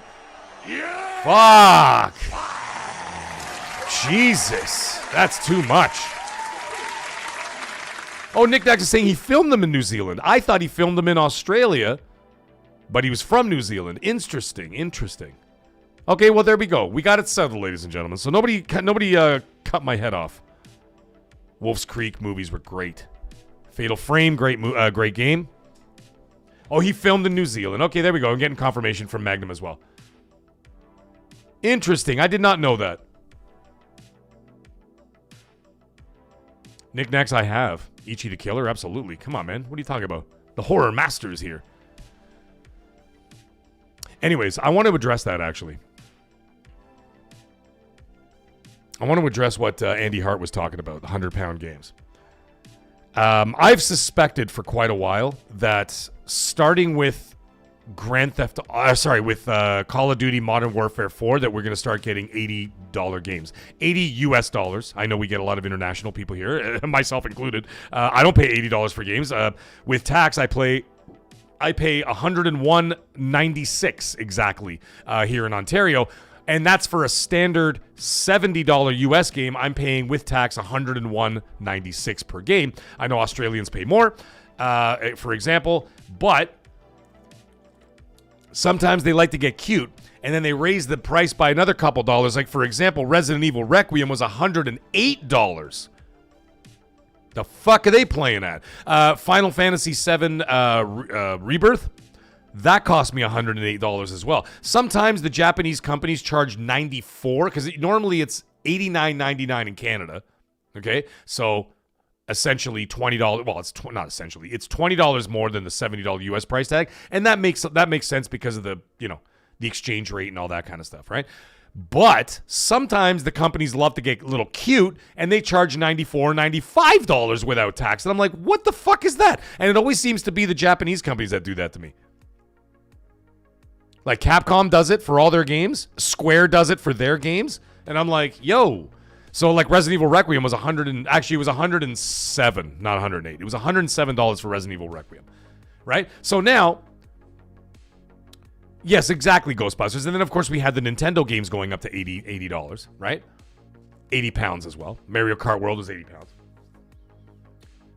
Like in Canada, it's ridiculous. Like a Mario Kart World, if you were to buy it separately, was $125 here. Like, what the fuck? I mean, it came bundled with the Switch too. That's the only reason why, like, whatever. I got a good deal on it because that massive trade-in that I did. And that was great and all, but, like, whatever. So anyways, I think that GTA 6 is going to be an $80 game. I think that Modern Warfare 4 is going to be an $80 game. Just my opinions, my thoughts, and I really think that that's exactly going to stay that way. Lotus Espree's in the chat. How you doing, buddy? Nice to see you. I didn't say hi to you last night in XNC. I saw your name in there, but I didn't get around to saying hi. How you doing, Lotus? And he drops. I was about to say he drops 120 Forza Horizon 6. Oh my God! What I meant to say is, he's good to drop $120 for Forza Horizon 6 is fine by me. There we go. Jesus Christ! Maybe I do need a drink. My brain's fried. Not that that helps, but you know, well, kind of does. So anyways, there's the whole conversation about GTA 6, and going to be an interesting one as we are getting closer to that release date. Of course, the Summer Games Fest, Xbox Showcase. I'm sure that Sony's going to be having a State of Play coming up very soon. I know that there's rumors of Nintendo doing a Nintendo Direct sometime this week, although I think they would have announced it by now. I mean, I don't know. It seems they are doing one, but the rumors were that it was going to be February 5th. But, I mean, it's already February 3rd. Well, essentially, it's already February 4th, right? Because, I mean, we're mere hours away from February 4th. I think Nintendo would have said something by now. They're not going to be like, oh, by the way, in 3 hours is a Nintendo Direct. Like, no, they're going to tell us ahead of time. You know what I mean? So, now the thing is, this is something I want to actually just sort of briefly glaze over here, because I did say and more when I talked about my topics list tonight. The one thing I wanted to talk about very briefly when it comes to Nintendo is that Nintendo is slowly becoming the Phantom Menace, ladies and gentlemen, for PlayStation, because as people have already said, basically, we all know the console war is basically over in terms of Xbox and PlayStation. You know, I don't want to get into arguments and bullshit about that, but let's, you know, it is what it is. However, you see what Nintendo's been doing, those sneaky bastards, like just sneaking around, like while Sony and Xbox have been staring at each other for the last 25 years. And I mean, Nintendo's been doing their own thing, right? But the Nintendo Switch 2, like a snake in the grass, they've been sneaking up slowly. And you know what they've been doing? And I heard, now, I'm sure you guys have seen some of this in the news and in the media, that I've actually been heard from some people that work at Sony that's saying, actually, Sony is no longer looking at Xbox at all. They have now, because now they're getting everything from Xbox. What competition? You're giving them the competition. Like they're selling the games over on PlayStation. Competition's over. But now what's happening is, they're focusing on Nintendo. And why? Normally, Nintendo plays their own game, no pun intended, right? But they're now getting a shitload of third-party support for their console because their console, even though it's underpowered compared to the Series X and the PS5, but it's powerful enough to run third-party games and get support. And so now Sony is getting a little bit wobbly kneed about Nintendo, and for good reason. The Final Fantasy VII Remake apparently, I don't know how the exact numbers, but apparently are selling quite well on the Switch. What else is coming to the Switch? Well, in just a few short weeks, thank God, I can't wait! I can't wait! Resident Evil Requiem is launching on the Switch too. That's going to take away, the way Sony looks at it, is that that's taking away sales from them, right? They're marketing this game. That's their game. That's their marketing deal with Requiem. So people buying it. Now, I'm double dipping because I am a complete stan, sucker, I'm a complete, I'm not a fraud. I can't say I'm a fraud. I'm not a fraud when it comes to Resident Evil. But I am a complete stan, okay, when it comes to Resident Evil. I'm a cuck for those guys, okay? I'll just admit it live on the air. I'm a complete cuck for Resident Evil. I'm buying that shit twice. I'm buying it on the PS5 Pro. I heard that there's a 120 FPS performance mode without ray tracing. Holy shit, what are we talking about here? 4K 120, is it 4K 120 with no ray tracing, or it's 4K 60 with ray tracing on the Pro? That is fucking awesome. That's basically like a high-end PC or higher-end PC. I don't want to offend the PC guys because they're going to be like, no, Mag, my PC could do 765,000 frames per second with ray tracing on and 750,000 mesh shaders all firing on all cylinders with 19 fans all going at once. I'm like, all right, dude. I know that your PC is enough to power Ant-Man's fucking truck so he can go into the quantum realm. I get all that. But, I'm just saying. That's pretty beefy PC to be able to do 4K 120. I'm just saying. You know what I mean? I don't know. Hey, Struggle Boxing, how you doing, buddy? Oh, dude, Struggle Boxing, listen, man, I can't wait. I can't wait for that game. So now, anyways, the point is that game's coming to the Switch 2, day one. And I'm buying that Legacy bundle. It's like 120 Canadian dollars. Tax in, by the way. Beautiful. I'm in 100%. 120 bucks, you get Resident Evil 7 Biohazard Gold Edition with all the DLC. You get Resident Evil Village Gold Edition with all DLC. And you get Resident Evil Requiem. All in one package for 120 Canadian dollars. That is ridiculous. So 100% I'm buying that. I'm buying that there, and I'm buying it for the PlayStation. Also for my wife, because she loves, so she can play it as well. Because we game share on the PlayStation. She doesn't own an Xbox. I told you before, I live in a house of ponies. Ma, the meatloaf! You know what I mean? Lottie frickin' dog! You know what I mean? So anyways, they're creeping up. Guess what else is coming to Switch 2? Starfield. Somewhere, if not the same day that PlayStation gets it. So what is PlayStation now doing? They're going, whoa, Nintendo. What are you doing over there? What are you doing? Shouldn't you be making Animal Crossing and whatever the frig you're doing, Zeldas and Marios and all that shit that doesn't interrupt us? And your Donkey Kongs and your, Super Smash Brothers and all that shit and 3D Marios and what are you doing coming over at our pond? No one said to come over here and start swimming around in our pond. Stay in your pond. So I've been hearing from some industry people that are saying that actually Sony is starting to refocus on Nintendo and being like, the fuck are they doing over there? Trying to take a piece of this pie. You know what I'm saying? It's like when you eat dinner and you have to go to the bathroom, okay? You got to go pee. And your dog is sitting on the floor there, staring out the window, watching the snow or whatever the fuck your dog is doing, right? And you go to pee, and you come back, and you notice that there's a chunk of your shepherd's pie missing. And you're like, whoa, hey, oh. Stupid fucking game. Where's my shepherd's pie? Because you turn your back for 2 seconds, now the dog came over, started nibbling on your shepherd's pie. That's what Nintendo's doing. Sony's been so hyper-focused for so many years with Xbox that they didn't realize that the Palpatine of gaming, Nintendo, was sneaking up on them and trying to get some of those games. And the funny part is, it's not like Nintendo's going to hand out any of their games to Sony. That's not going to happen. That's not going to happen at all. Nintendo's going to be sitting on their throne in the Death Star, right? And right there, right on the side of the throne is going to be this. This is I don't know, the new Mario game. And then Sony comes up the stairs. And then all of a sudden he goes, "You want this, don't you? Yes. I can feel your anger. Take your exclusives. Strike me down. with all of your hatred, and your journey to the dark side will be complete. But they know. Sony knows they'll never get those games.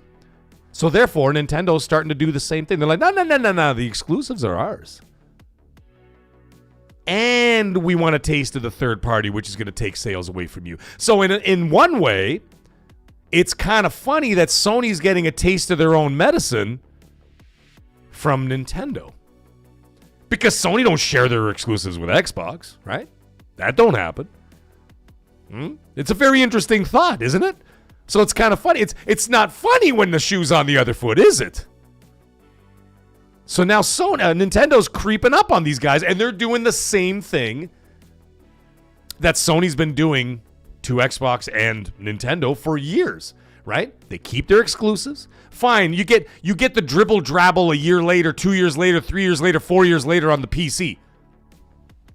But you ain't getting them day one. And by the way, that window is not shortening. I know that that's been a narrative running around for a while. I talked to some people at Insomniac. They're like, that is the biggest bunch of bullshit I ever heard in my life. And they literally laughed. Actually, there was two things I asked them about. I go, what's all this stuff about, some of your games like Spider-Man going to Xbox? And they fucking laughed in my face. And they're like, that is not fucking happening. Right? So that was the first thing. So I'm like, I didn't think it was happening, but I thought I'd ask. I mean, I got you in front of my face. I figured I'd ask, right? And they said, that is not happening. And then I go, what about the shortening window story? I keep seeing that narrative floating around. They're like, it's not happening either. Is that you will get them whenever they decide to release it, and it all depends on the performance on the PlayStation. And that is what it boils down to. So for example, if the game performs well, like let's say Wolverine performs very well, the better it does on PlayStation, the longer PC is going to wait. And that's the way that they're going to roll. So anyways, whatever. The point is that we're not talking about that. What we're talking about here was we're talking about how Nintendo is giving Sony a taste of their own medicine, and I don't think Sony likes it too much when it happens to them. It's like when the bully gets bullied, right? And I'm not saying Sony's a bully. They're doing business. I don't have any bones or anything about aggressive business decisions. You want to fucking put your boot on the neck? Put your boot on the neck. That's business, baby. It ain't personal, Sonny. It ain't personal, Sonny. It's business. You know what I mean? It's business. And that's the way it goes in business. You want capitalism? Capitalism is boot on the neck. The minute you show any weakness, boot on the neck. That's the way it goes. But anyways, the point is that now it's happening to them. And so now Sony's going like, well, motherfucker, okay, fine. We're going to have to step it up even further. But that's good, though. That's good because you know what? You don't want a complacent Sony. Because if you get a complacent Sony, some people feel that Sony was a little complacent this generation. There were a lot of factors in there. Maybe some of it was complacency. I think there was a lot more to it than that, as there was, the whole live service bullshit, which put a lot of things behind. COVID didn't help. You know what I mean? So there's all these different things that you could factor in. I'm not saying that's not cope. I'm just saying those are factors that may have been why some of the stuff has sort of slowed down in the middle part of the generation. Fine, whatever. But now, if you got Nintendo, and then now that Xbox is basically showing their belly, right, when it comes to them, and then of course now they're working in a partnership. They're working in a partnership together. They're a publisher now. So now Sony and Microsoft have actually never had a better relationship than they are right now because they're both making a shitload of money off each other. Great for business, great for everything else, great for the gamers, great for the gaming industry. Perfect, right? So there's all of that. But at the same time, you need to keep Sony on their toes. Otherwise, you're not going to get the greatness that you got in PS4 generation. You know why PS4 generation was so fucking amazing? Is because the Xbox 360 was beating the living shit out of the PS3 up until the end of the generation. Anyway. And that's how it's done. Competition breeds excellence. We all know this. And that's what needs to continue moving forward. So if Nintendo is making Sony uncomfortable, that's great for gamers. Because now Sony's going to be like, well, we're going to have to go extra hard, man. Because these guys are fucking stealing third-party games. They're stealing not a lot of thunder, but they're stealing a little bit of thunder off of them, especially for games that Sony is marketing themselves. Sony's putting up marketing money for these games. They don't want people buying it on the Switch. They want them to buy it on the PlayStation. Hence the reason why they put $50 million down in marketing for 007. All right, for Resident Evil. And God knows how much money they had to organize with Rockstar to get the marketing rights for GTA 6, which, by the way, they have. I've been saying that for 2 years when I first found out that they had made the deal. They had inked the deal for the marketing. So there's that. So that's a little interesting side note, folks. That was just a little side topic I wanted to talk about just before we move on to the next topic, which is going to be the Steam Machine. But before we get into the Steam Machine, ladies and gentlemen, we got Captain Chats. He comes in. Here comes Captain Chats. Captain Chats. Captain Chats. Hey, Captain Chats. He drops £5. That's British proper money, ladies and gentlemen. And he says, for £5 British, does anyone else get to points where they have a gaming funk? Absolutely. And like you don't know what to play and end up playing nothing. Going through that right now. Dude, we will help you, my friend. We will help you. And as I can see from the chats right now, they're all agreeing with you. Like, yeah, we all go through it, brother. Listen, Captain Chats, we go through it, man. We all go through it, brother. And let me tell you something. We'll help you through it. But what you need to do, and I didn't see the chat because the chat was moving along a little bit quickly because I'm trying to stare at the camera, making sure everything's rolling good, and I'm looking at the chat at the same time. So I'm thinking about that. Captain Chats, write down in the chat, and I'll get to it. Hey, Devil Shooter, what's up? Welcome to hell, motherfucker!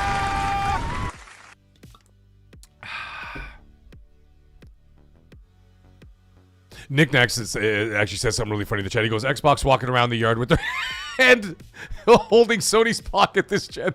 Yeah, it kind of happened. Yeah, it kind of happened.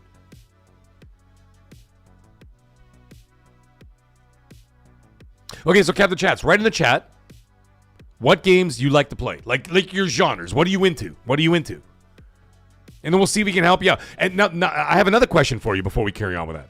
My other question is, do you just have a shitload of games in your backlog and you're just like, oh my God, I don't even know where to start? Or you're just in a funk where you've got nothing going on right now. You got no games to play and you just don't know where to start. Those are two different things entirely.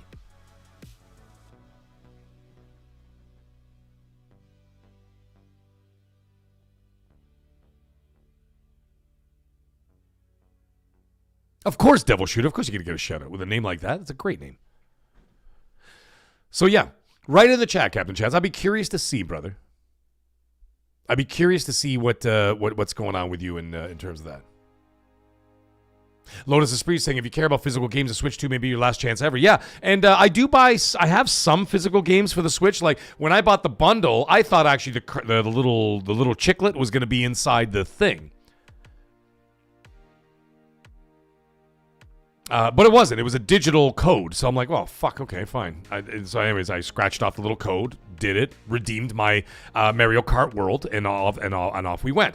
So I did that, but I bought the physical for Donkey Kong Bonanza, and I've got I've got the digital for Mario Odyssey, and I'm not sure. I'm probably going to end up buying the digital for...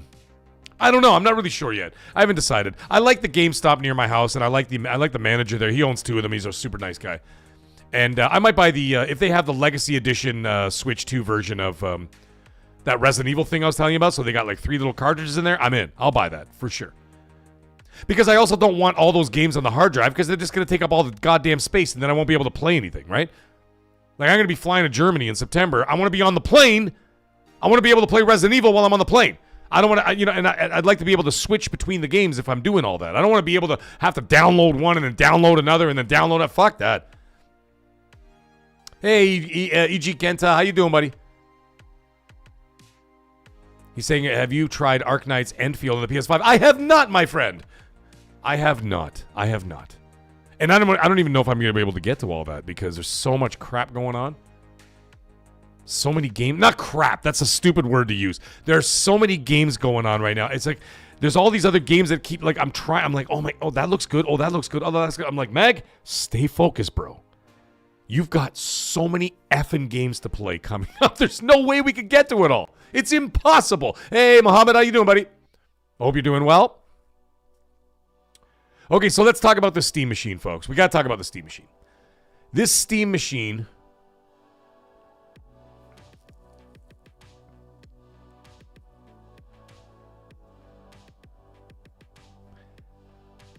today, the AMD conference, earnings call, whatever, was talked about today. And the reason why I'm bringing this up is because turns out that during her keynote speak, we had Dr. Lisa Su.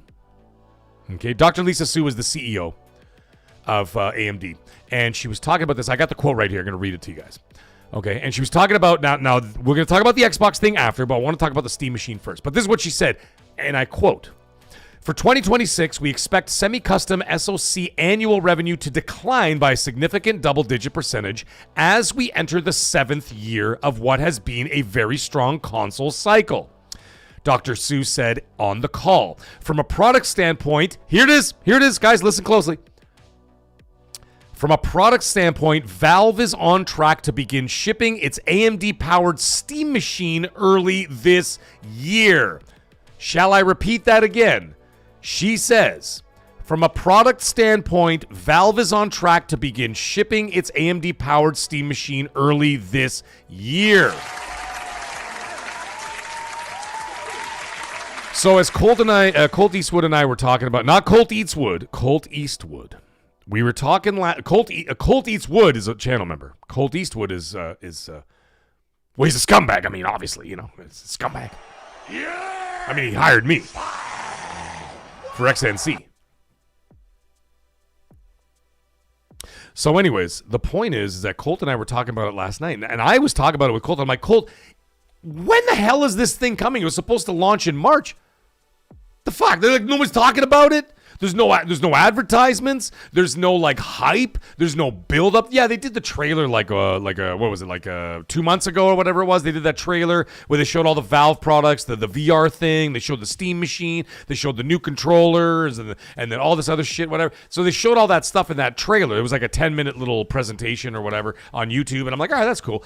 But they haven't said a goddamn word since. And I'm thinking to myself, I had heard originally that the product was supposed to launch on March 13th. Okay? Then I heard that it was going to be launching on March 11th. And I'm like, okay, which one is it? And they're like, oh, somewhere between March 11th and 13th. And I'm thinking to myself, is that even still possible at this point? Because they haven't talked about it. It's February 3rd. That's 5 weeks away. That doesn't seem like a very long time to sit there and go, oh, by the way, here's the Steam machine available tomorrow. That seems utterly ridiculous. Yeah, right after tax times. Exactly, Kenta. You're not wrong, dude. So that's what I'm thinking about. So I'm thinking about the situation. And I'm like, wait a minute. Whoa. Let's get this all straight. If you're launching in now she says it right here. The CEO of AMD said it right here. Dr. Lisa Su said, Valve is on track to begin shipping its AMD-powered Steam machine early this year. It is early this year. We are slowly approaching Q2 of this year. So when the hell are we doing this? I know it sounds crazy, but we're in the second month of the year already. If you're going to launch in March, per se, that's still considered early. When you get to April, you're in Q2. That's no longer early 2026, in my opinion. I think that you've already moved on to the second quarter. You could still call it the first half of 2026, obviously. But I mean, to me, maybe those March rumors are correct. But the thing is, if you're trying to launch a product, build up some anticipation, you're trying to get some hype around this thing, I think you should be talking about this fucking tomorrow. Not next week, not after, not after Valentine's Day, tomorrow. Because if you want to get people out there talking, that's how you do it. Now, the other thing is, this is the bigger question. This is the bigger question. Now, there's two questions that we all know that we have, right? Come on, folks. We all know we have this question. How much is this bloody thing going to cost? One. Question number two, also dependent on the cost, who the hell is this thing for? Okay, I see some people in the chat talking about it already right now. But who is this for? That is the thing, but it's tied in. Fight, maggot. It is tied into the first part. Devil Shooter, thank you for subscribing to the channel, brother. I appreciate you. Welcome to hell, motherfucker! Exactly, round the twist. You were exactly right. He says, strange, there's been no news about it since the reveal. That's what I've been saying. I'm like, how do you just go from absolutely, from one trailer to absolutely nothing? Not a peep for 2 months. My suspicion was that it was about the price. Now, those two questions that I posed, I think are tied together. Those are very important, and they are connected. And they're connected for a reason. They're connected for a reason because who is it for is depending on how much it costs. Because if this thing is under $500, which it won't be, but let's just say for argument's sake it was, then it's for anybody who's got a couple of $100 to spend and say, you know what, fuck it, I'll buy one. Yeah, I'll put a Steam machine in the living room. The kids can fart around with it, and I'll play with it once in a while if there's like something that's PC only, like a Steam only game or whatever, or maybe a AA game or something that like I heard is pretty cool. Earlier in the show there was a couple of games that funny game that sounded like an Italian game that's a horror game that's only available on PC. That would be something I'd be interested in playing if I had a Steam machine. However, my dreams will be dashed entirely if this thing goes above $500, which it will. So therefore, I'm not buying it. I can absolutely tell you, what is the point? I'm not going to buy something that's anywhere between $700 and $1,000, let's say, which is what people are speculating, for something that 99% of all the games that are available to play, I can play on things that I already own. I have an Xbox Series X, I have an Xbox Series S, I have a PlayStation 5 Pro, and I've got a Switch 2. So therefore, I don't need this thing. I'm not going to spend $700 to $1,000 US dollars for the off chance that I'll find a PC only game that I may fuck around with for a couple days and be like, that was a cool experience.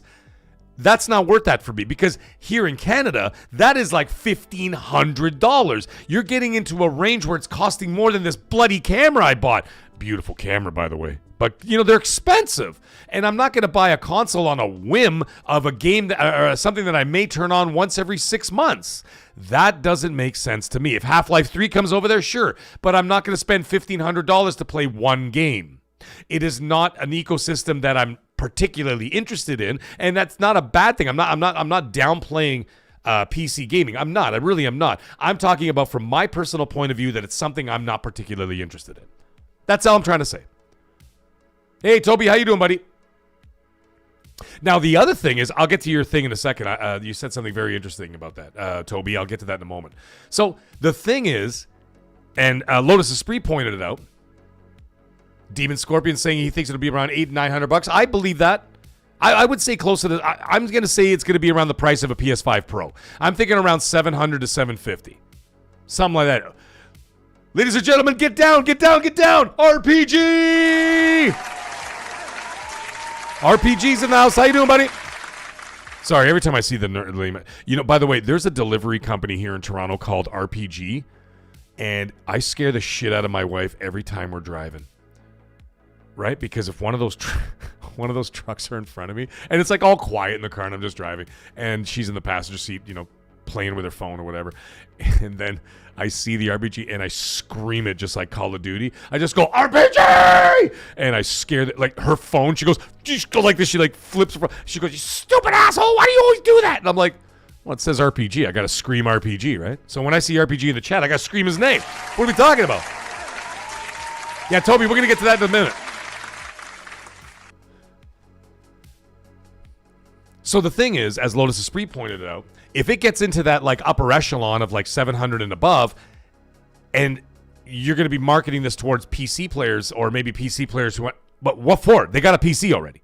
So the PC is doing everything that Steam machine is doing. You're getting delayed PlayStation games. You're getting Xbox games day one. You're getting access to Game Pass, and you're getting Steam games on your PC. Okay, great. The Steam machines should be doing the majority of all those things too. You're getting your delayed PlayStation games. You're getting your Xbox games day one. Right? To purchase. I don't know if the Game Pass is going to be on there. Probably not. But you'd be able to get. I would imagine it's not on there because the Steam you get access to the Steam store, so you can play the Steam games, PC games, and you can play Xbox games and delayed PlayStation games. Right? Correct? And third-party games. So PC players, there's no need for this. You've already got it right there in your house right now. You've got it right there. Console players, I would go 80% no, 20% yes that you even need this thing, because how many PC-only games are you really pining for that you really missed? Like, oh, fuck, I really wanted to play that game. I mean, there's a lot of cool games on there. I'm not downplaying the games on Steam because there are some awesome games on there. But is it anything that you're going to really miss when you have all these games coming to all these consoles, whatever console you choose to buy? There's so many games out there, you can't even keep up with the games that are coming out on the PlayStation and on the Xbox and on the Switch. Are you going to spend another $1,000 on the off chance that you might find a Steam game you're interested in? Probably not. And let's not forget the most important thing is the price. Like at the end of the day, it's not like you're spending $400 or $499 on this thing. You're going to be spending a lot more than that. So it's got to be something that you need to justify, especially to your wife. We all know that. Yeah! Or your mom, you know what I mean? There you go, RPG's getting it right. There you go, he goes, if the price is doable. That's why it ties into the first question. Who's it for? How much does it cost? Those two questions are intertwined. Because if it was $4.99, I would buy one. Like I said. But it's not going to be $4.99. I would say it's going to be anywhere up to upwards of $300 above that. Right? Let me get to what Toby was talking about. Hold on. I want to get to that because that was important. He says, I found the answer. Steam drives PC players to Steam because it's free. If they remove the paywall for Game Pass on the next-gen Xbox Magnus, it would drive sales for people to upgrade from XSX to Magnus. We're going to talk about that in a minute, Toby. But the thing is, the reason why I wanted to bring that up now, what you just said, is price. Because we're going to talk about the Magnus price in just a moment, and that ties into exactly this topic that we're talking about with the Steam machine. Now, the thing is, Devil Shooter even mentions, he goes, Half-Life 3 coming out. See, even Half-Life 3 is not enough for me to pay $1,500 for a box. Not doing it. The PS5 Pro, just to give you an idea, was $1,200 for me. Okay? $1,200. Let me double check my math here. Hold on. It was $700 US. So yeah, okay. So that was right. So let me. I'm just doing some quick math here, guys. 13%. Yeah, it was between 1,100, like 1,150, I think it was, right? And it went up in price. It went up in price. Struggle Boxing says, "Get to the chopper. I got something for you, buddy." Come on. Do it. Come on, do it now! There you go, Struggle Boxing. A little Schwarzenegger for you. So it was, and that's before the price hike because it went up to $750, I believe, right? The PS5 Pro. So yeah, now it's like almost $1,300 in Canada, right? So it's like $1,250 or whatever the hell it is, tax in and everything else. I know everything's Well, there it is, Captain Chats. Yeah, $1,200 for a PS5 Pro in Canada. Dude, the Nintendo Switch 2 with one fucking game, the bundle and one game cost me $900. I also got $570. I can't remember. It was either $570 or $600 in trade-ins because I traded in a Switch OLED, and they had a 2-for-1 trade-in deal that day, and I traded in a shitload of games my kids don't play on the Switch. I got like $600 in trade-ins, and I only paid a couple $100 for the Switch 2 with two games right off the boot. So there you go. That's the only reason why I bought a Switch 2, because I sure as shit wasn't going to be spending $900 for a couple of games and a Switch 2. Not a chance. And that's what we're paying up here. It's $700 for the bundle, plus tax, plus the other game, which is $100. It was just under $900 for the Switch 2 if you were to buy the bundle and one game on top of that bundle, the Mario Kart bundle, and then one game. $900 for Switch 2. So it's not that far-fetched to find out that it's almost $1,200 for a PS5 Pro here. So now you start talking about that. Let's say it's around the same price as that, or let's say a touch more. Let's say $750 to $800. Now you're closing in on that, $1,350, $1,400 range. I'm not spending $1,400 to play Half-Life 3. I'll just watch somebody else play it, and that's it. I don't care. I don't really care that much about the game anyway. For that price, I bought the brand new camera, the Sony a6400 that I'm using right now for the show. Hence why you're seeing me in beautiful HD and 60 FPS and no more screen drag. Right? You get this beautiful camera, professional camera. I'd rather spend that on the channel because I can use this for several years and you guys get to all see this beautiful face in HD and in 4K for several years. That's something that's prudent to me financially.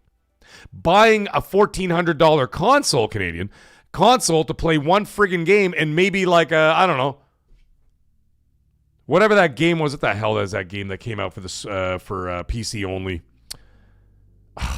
God damn it. I can't remember what it was. It was up for a couple of awards this year. It was like that isometric shooter Metroidvania game. You guys remember what I'm talking about? You guys know what I'm talking about? No, Mr. Round the Twist. I could probably play Half-Life 3, but like really pretty rudimentary. Like my PC is barely a 4000 series because I didn't use it for the PC. I bought it equivalent to a 4000 series PC. And the reason why I got it was not for that. I got it for YouTube. Hey, Noisy Mofo, how you doing, buddy? I didn't buy it for gaming. I can do gaming on it, but I just have no interest in it. I use it to power the show because I'm like, I went to Canada Computers and I'm like, listen, man, my PC crashed in the middle of like my very first MAGGCAST. I was embarrassed to hell. I'm never going to get that again. It's never going to happen again. I'm like, give me a PC that's going to last me 3 to 5 years. And then the guy put together a PC. He goes, this will last you 5. And I'm like, good. That's all I wanted. I'm not using it to play whatever. I mean, I can if I want to, but what's the point anymore? I mean, you know. No, man, it's a sequel. It's part 2, not Silk. No, not Silk Song or not. LePedro said Silk Hollow, which is 2 different games. Hollow Knight Silk Song. I know what he's talking about. Is part 2. I thought it started with a D for some reason. And no, not D's nuts.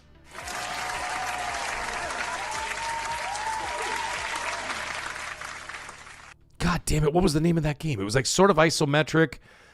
Came out on Game Pass. Hades! There you go. Didn't start with a D. Thank you, Johnny. Johnny wins the award, ladies and gentlemen. Thank you so much, Johnny. There you go. It was Hades. Like, I'm not spending $1,400 to play Half-Life 3 and Hades 2. I'm not, I mean, like I said, I'm not downplaying it. I mean, I know there's a lot of gems on Steam that you can't get anywhere else, and that's great. But it's not an ecosystem that I have time for. That's the other thing. I don't have time to get into a whole other thing, into a whole other ecosystem. I could barely keep up with what I have now. I was actually playing my Xbox today, funny enough, because I was farting around on the Xbox. I had to check some things with my account and all that stuff, and I was getting in there, and I actually squirted out a couple of achievements today, yeah. It's on the Switch, too. There you go, Jay Slayer. Hey, I don't even need it. Hey, C-Fresh, how you doing, buddy?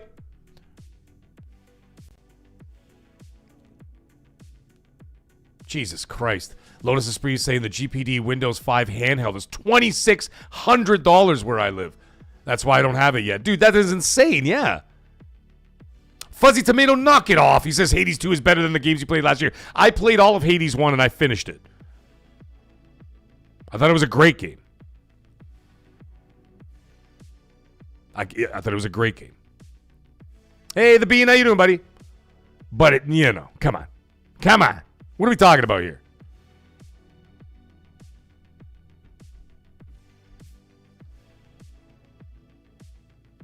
Anyways. Yeah, I was on the Xbox earlier today, or whatever else, right? And I ended up playing a couple of those zombie survival games that I have. They're not isometric shooters, but they're kind of like that. You know, like those the twin stick shooters and stuff. I love those games. Like just when I want to just like kind of zone out, because I did 3 videos today. I did one long form. I did a 5-minute video. I did 2 shorts, one for TikTok, one for YouTube. And then this AMD news dropped. I'm like, fuck it, I'm not making any more videos, man. Fuck that. I'm like, I'll just talk about it on MAGGCAST because we get enough people to come here to watch it. I don't need to start yip yapping and doing all this other bullshit about doing another video. Maybe I'll do one tomorrow morning. I don't know. I haven't decided yet. But we'll get to that'll be our final topic of the night, will be the Xbox hardware. We're going to get into that in a moment. Hey, 80 Storm. Everybody say hi to 80 Storm. He says, hey, Mac, long time. Dude, we missed you over here, brother. We missed you. I'm glad to see that you're back, my friend. Let's give this guy a proper welcome. Let's give him a rare achievement. Let's give him an air horn. We got 80 Storm back in the house, ladies and gentlemen. Thank you so much for being here, brother. Get in there and fight, maggot! There you go. And right off the heels of that, we've got RPG. And RPG gifts a gifted member. And hey, our buddy E.G. Kenta is now a maggot. Thank you so much, RPG. And let me tell you something. As the tradition goes, E.G. Kenta, this is for you, buddy. Courtesy of RPG. Say thank you in the chat. Welcome to hell, motherfucker! Welcome to hell. Welcome to the cabal of Mag. Yeah, thank you so much for that. Hey, and we got Johnny coming in, dropping a $2 US super chat. Thank you so much, Johnny. I appreciate you, brother. You also get a rare achievement. Thank you so much, brother. And he goes, Mag, most anticipated this game. Oh my God, dude. You are asking the impossible, my friend, but I will give you my games that I'm interested in. Yo, what do you say? Hold on a second, Johnny. We're going to hold that thought. Hold that thought. I'm going to answer your super chat. The Bean is saying, Mag, keep on your toes. Supposedly there's physical copies of RE9 in the wild. Spoilers for sure to come. Man, I would love to get my hands on it, but I don't want to go to jail is number one. And number two, the minute you turn that on a console, they're going to brick your shit.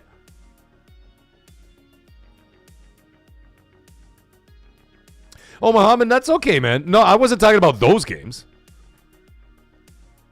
I see what you're saying about the Xbox games. They did not perform well, yes. And I said that last night. Colt and I had a little disagreement about that. I said that, and some people in the chat were like, no, man, you're not. I'm like, listen, just calm down. I know because I speak to the people that the people internal in Microsoft were unhappy with Avowed, and they were unhappy with Outer Worlds 2, and they were unhappy with the performance of Call of Duty, and they were unhappy with the deal that they did with Ninja Gaiden that did not perform for them. So yes, they underperformed absolutely.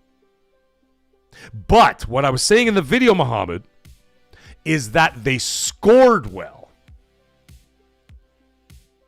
So like if you look at the Metacritics of those games like Avowed and Outer Worlds 2, I think Outer Worlds 2, if I'm not mistaken, let's check right now. I'm not going to check on the other screen. I'm going to check right here. So Outer Worlds 2 Metacritic. Let's just take a look. 8.3 for 8.3, Jesus Christ. 83 for Outer Worlds 2. That's actually really good. And let's check out Avowed Metacritic. Avowed Metacritic is at an 80, so that's good too.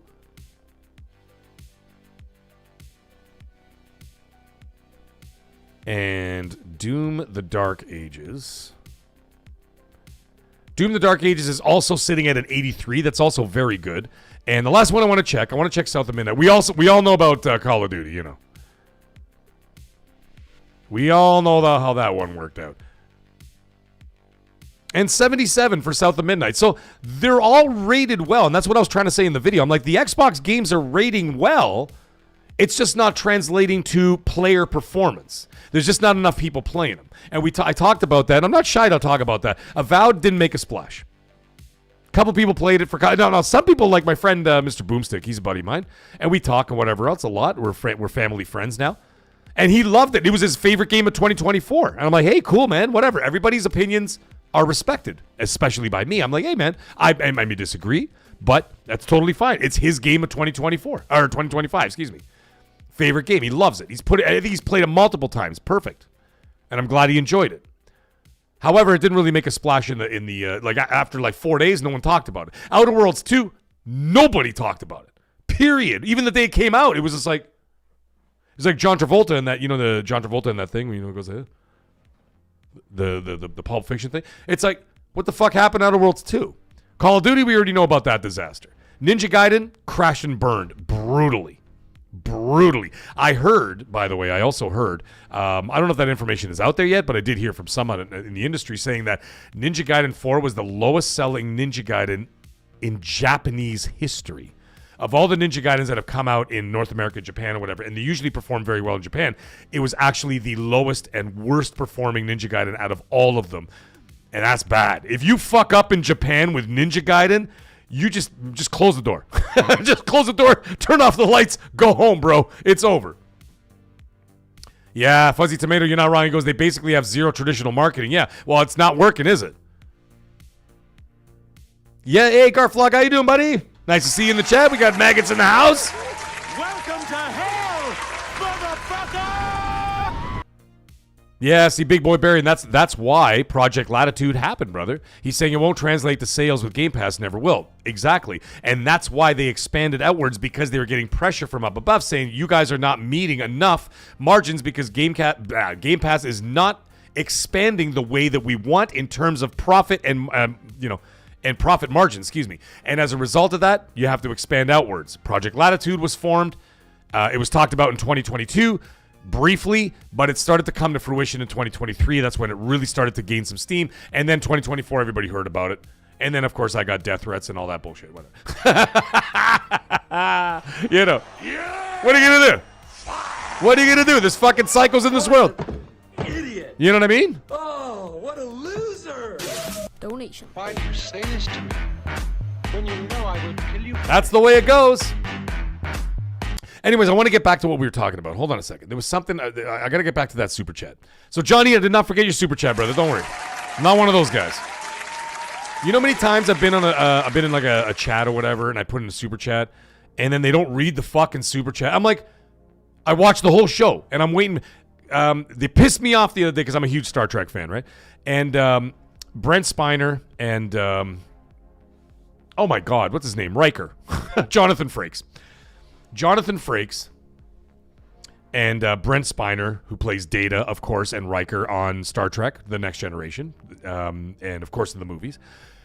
They have a new podcast now called Dropping Names with Brent Spiner and Jonathan Frakes or whatever, right? And so I'm watching the show and I'm like, I love Star Trek. I got, like I said before, I said a million times, right over here, about a foot and a half away from me, I got a framed picture of me and William Shatner. My captain, always will be my captain. I love Picard. But Shatner's always my captain. I mean, Captain Kirk was always my guy, right? I grew up with him, right? I grew up with Luke Skywalker as well, obviously, but like, you know, Captain Kirk was my guy. So anyways, the point is I put in a super chat to Brent Spiner and Jonathan Frakes. I wanted to tell him a funny story. So I did tell him a funny story, and I got it right here exactly. Actually, I'm going to take this bloody thing off. It's getting hot in here now. Look at that, ladies and gentlemen. We got Raiders of the Lost Ark.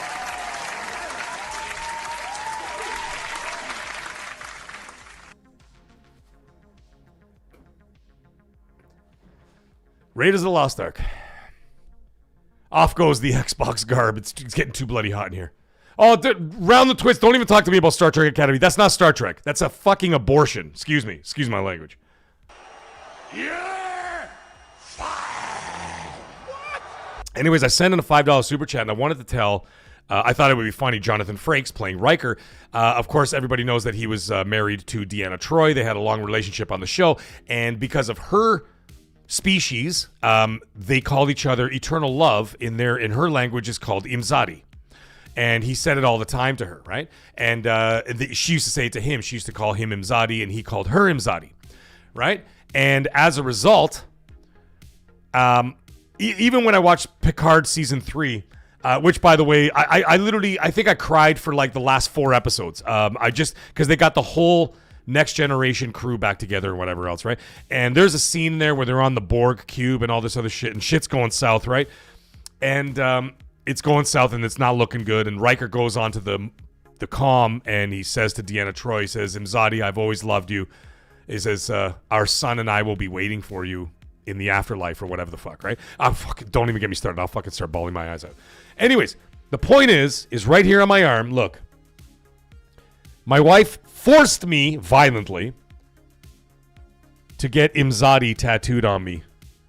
So I got Imzadi tattooed on my arm for her, and on her hand, or sorry, on the inside of her wrist, she's got Imzadi tattooed on her for me. So we got Imzadi tattoos. And so I sent in a super chat saying, Jonathan, it's 100% your fault. My wife forced us to go get Imzadi tattoos, and I'm blaming you entirely. I thought it was hilarious. The chat loved it because they were all laughing or whatever, and they put all the thumbs up. I watched the whole podcast. They never even read the fucking super chat. I was so pissed. Yeah! But mind you, they're new to podcasting. Welcome to hell. So they don't really like read. Like, I don't think they realize. Like, I don't think they realize that they have to read super chats and shit. I think they just probably think it's donations. So I'll give them a pass on that one. But if I see them this summer at one of those, those Comic Cons or one of the fan expos or some shit, I'm gonna bring it up. I'm gonna be like, yo, Riker, when I send you a super chat, you better read it. Number one. Anyways. Johnny, back to your super chat. Thank you for the $2, by the way, brother. And he says, Mag, most anticipated game of this year for you. Yes. In no particular order, because it's impossible for me to pick a number one. I'm going to give you 5. Because I can't do it, because 2026 is impossible. In no particular order, except for there is a little bit of order, Resident Evil Requiem. Fuck it, I'm just going to say it. Resident Evil Requiem is number 1. Resident Evil Requiem is my most anticipated game of 2025. 2026, excuse me. Resident Evil Requiem, number 1. The next 4 are in no particular order. Wolverine. Can't wait to play that. GTA 6. Can't wait to play that. I've been waiting for so fucking long. My son was 9... No, how old is he? My son was 11 months old when GTA 5 dropped. He was 11 months old. He is a teenager now, and I've still been waiting for Grand Theft Auto 6. That's to give you an idea of how bloody long I've been waiting. He was 11 months old when GTA 5 dropped. I remember because I'd have him in the little carrier on the ground, you know, like you'd be sitting there chilling, playing with his toys and shit, and in the carrier, and I'd be sitting there driving around Los Santos, like, you know, fucking things up and playing the game. And I remember doing that on my 360 because it was right before the Xbox One and the PS4 dropped. You guys remember that? September 17th, 2013 was when it dropped. November 10th and November 17th is when the Xbox One and the PS4 dropped. If memory serves. So there it is. Resident Evil Requiem, Wolverine, GTA 6, Gears of War, E-Day. Gears of War, E-Day. The last one is going to be a bit of a pain in the ass because I'm not 100% on this. But I got to say, it's a toss-up for 5th place. So technically that makes it 6. It's a toss-up for 5th place, excuse me. Tomb Raider, Legacy of Atlantis, because I'm such a huge Tomb Raider stan too. Resident Evil and Tomb Raider came out the same fall on the PlayStation 1, and I instantly fell in love with both series, and I have literally purchased every single Resident Evil and every single Tomb Raider that has ever come out since. They are 2 of my favorite series of all time. I mean, there's other series in there that are like absolutely amazing that I love forever, but those 2 just hold a place in my heart. Tomb Raider, Legacy of Atlantis, and Fable. I'm putting those in there. So there, I hope that answered the question, Johnny. I appreciate that. Hey, Zeus is in the house. How you doing, buddy? Hey, Zeus, I'm not going to be playing the new Star Trek game. No, my friend, I do not have the time for it. Alvarez, ladies and gentlemen. Oh, my God, we got to do it. We got to do it. Donation. Alvarez has joined the Maggots. He has become a magnet. Thank you for joining the channel, my friend. And you know what? As tradition goes, ladies and gentlemen, Maggots, welcome Alvarez to the posse. Welcome to hell, motherfucker! There it is. Thank you so much. Hey, Glinzer, how you doing, buddy? There's another game out there, 78 Inc. brought it up. Ill. It's called Ill. It looks ill. And I mean that in the 1980s hip-hop word ill. License to Ill. Nate Dogg, how you doing, buddy? Oh, Nate Dogg, I'm going to be talking about hardware like a motherfucker. And I shouldn't be talking about it, but I'm going to do it anyway. I don't care. And like I said, you know what? I've already known for 2 months that they were going to announce that Magnus will still be coming out in 27, excuse me. And of course, the CEO of AMD has confirmed it to date that they're ready to drop it. Happy to be part of it. Listen, Alvarez, join the Discord, brother. Join the Discord. We have a members only Discord out there. Great Wa's in the house. Where's Great Wa? There's my brother. How's he doing out there? It looks crazy, bro. It looks amazing. That's another one. And then, of course, the Hellraiser games out there. That's another one. That's what Glinzer was talking about. I'm all about it. Hey, Talos, how you doing, bud? Yes, welcome to the chat, everybody. I'm glad to see it. So, Alvarez, listen, now that you're a channel member, you can either go to my main page, my main YouTube page, and now that you are a member of the channel, it should automatically have a link there that'll send you to the members Discord and join that chat. It is hilarious, man. That chat is going literally 24 hours a day, 7 days a week. It is completely out of control. You can jump in there at any time, and people, there you go. Great Wall has put a link to the channel member Discord right in there in the chat, ladies and gentlemen. Thank you, Great Wall. You're a good man. And we have Maximum Power. How you doing, buddy? I'm excited for Hellraiser as well, man. But those are games that I'm just gonna have to put on the back burner. I can't get to them, man. I can't get to all of them. It's just the way it's gonna be. All right, ladies and gentlemen, now we've reached the 2-hour mark. We're basically wrapping up the show, but I promised you we're going to talk about Xbox hardware. And for anybody who didn't tune into XNC last night, well, guess what? I'm going to tell you all about what's coming up with the Xbox hardware and how I think this is all going to go down. Some people might look at this as like, well, maybe he's being a little harsh on it. No, I'm just my thoughts and opinions, but we're going to get into it right now. So, here's what you've been waiting for, Xbox hardware. So today, as I had mentioned earlier, that the CEO of AMD, Dr. Lisa Su, had their conference today. They had their earnings call, and they had a lot of discussions. It was a very big day for earnings calls, folks. We had AMD, and we had, of course, Take-Two Interactive, which we opened the show with earlier. And we talked about all that wonderful stuff, right? So that being the case, she was talking about the Steam machine and saying that, as I told you before, and I'll quote her again, and she says, from a product standpoint, Valve is on track to begin shipping its AMD-powered Steam machine early this year. So she has confirmed that it's coming this year. I had heard that it was going to be launching March 11th or March 13th, and judging by this, sounds like that's going to be pretty much on track for that. I mean, they should start the marketing like tomorrow friggin' morning, but, what do I know? I don't work for these guys. I don't work for fucking Santa Claus over there at Valve. What's his face there? Gabe Newell there. Santa Claus. I don't work for him, so, I mean, he's a billionaire or whatever. Dude, hire me. You could pay me $100,000. I'll take care of all your shit, dude. I'll go in there. I'll show you marketing. 100,000. That's my lowest entry point. But 100,000 US is actually really good Canadian. So fuck it. Yeah. Come on. All right. You pay me that. I'll do the marketing. I'll show you how to do marketing. Okay. Clearly, you guys don't know what you're doing. I'll take care of it. And then after I'm done with you, I'm gonna go to Microsoft and show them how to do marketing. Because clearly they got a bunch of kindergarten kids with fucking crayons and construction paper doing the marketing over at Xbox. They don't seem to know what the fuck they're doing over there. I'll go teach them too.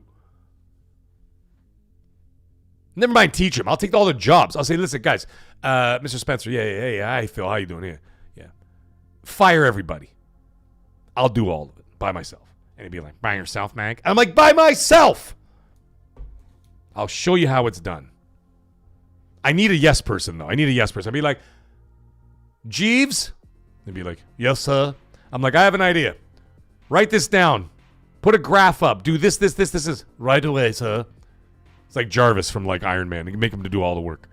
And then you do all the work, and I'll sit there and I'll do all the brainstorming. And then I'll do all the presentations to Phil and Booty and Bond. And then Satya walks in, and he's like, what's going on here? I'm like, Satya, sit down. I'm like, you guys clearly don't know what you're doing. Let me show you how to do it. Grab a crayon. Write this down, psycho. It's a line from Dexter. I had to say it. It's a line from Dexter. Tonight. And it's going to happen again and again. Anyways, part of that whole conversation that they had with the AMD thing, this is what the second half of it said. So, as I said, here's a quote from Dr. Lisa Su, AMD's CEO. She says, quote, for 2026, we expect semi-custom SoC annual revenue to decline by a significant double-digit percentage as we enter the 7th year of what has been a very strong console cycle. Dr. Su said on the call, From a product standpoint, Valve is on track to begin shipping its AMD-powered Steam machine early this year. And, hold on, this is where we're going to talk about right now. And development of Microsoft's next-gen Xbox featuring an AMD semi-custom SoC is progressing well to support a launch in 2027. There you go.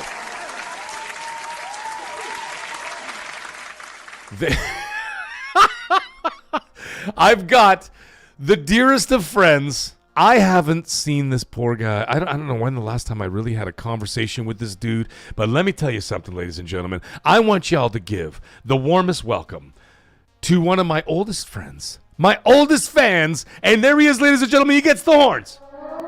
He gets the claps. He gets the Undertaker. He gets the Xbox Rare Achievement. It is Joe Dunmore's in the house. There we go. He gets all of it. Joe Dunmore, the man himself. He's in the chat. How you doing, Joe Dunmore? And listen. Everybody in the chat's going, who the hell's Joe Dunmore, right? Listen, Joe Dunmore was there in the early days, man. When I was doing shows where I had like 10 people watching and stuff like that. There was Joe Dunmore. He was there the entire time. And PS Vet Gaming's in the house. I didn't even say hi to you. There we go. Welcome to hell. What's up, PS Vet Gaming? How you doing, buddy? There you go. Everybody say Joe Dunmore. When we had 10 people watching live 4 years ago, there was Joe Dunmore. Fast forward now 4 years later. We don't get 1,000 people at once, but like sometimes we get 1,000, we get 1,500 people watch the show. Sometimes 2,000 people watch the show. And there's Joe Dunmore. He's still here, ladies and gentlemen. And let me tell you something. When we get to 225,000 people watching the show, not all at once, but you know what I'm saying, Joe Dunmore will still be there. But by that time, he'll be wearing a gold crown. He'll be getting that Lifetime Achievement Award. Now, let me repeat what I was saying before. I'll repeat it again. And development of Microsoft's next-gen Xbox featuring an AMD semi-custom SoC is progressing well to support a launch in 2027. Well, isn't that weird? Who told you all about that Xbox was not delaying their console? This guy.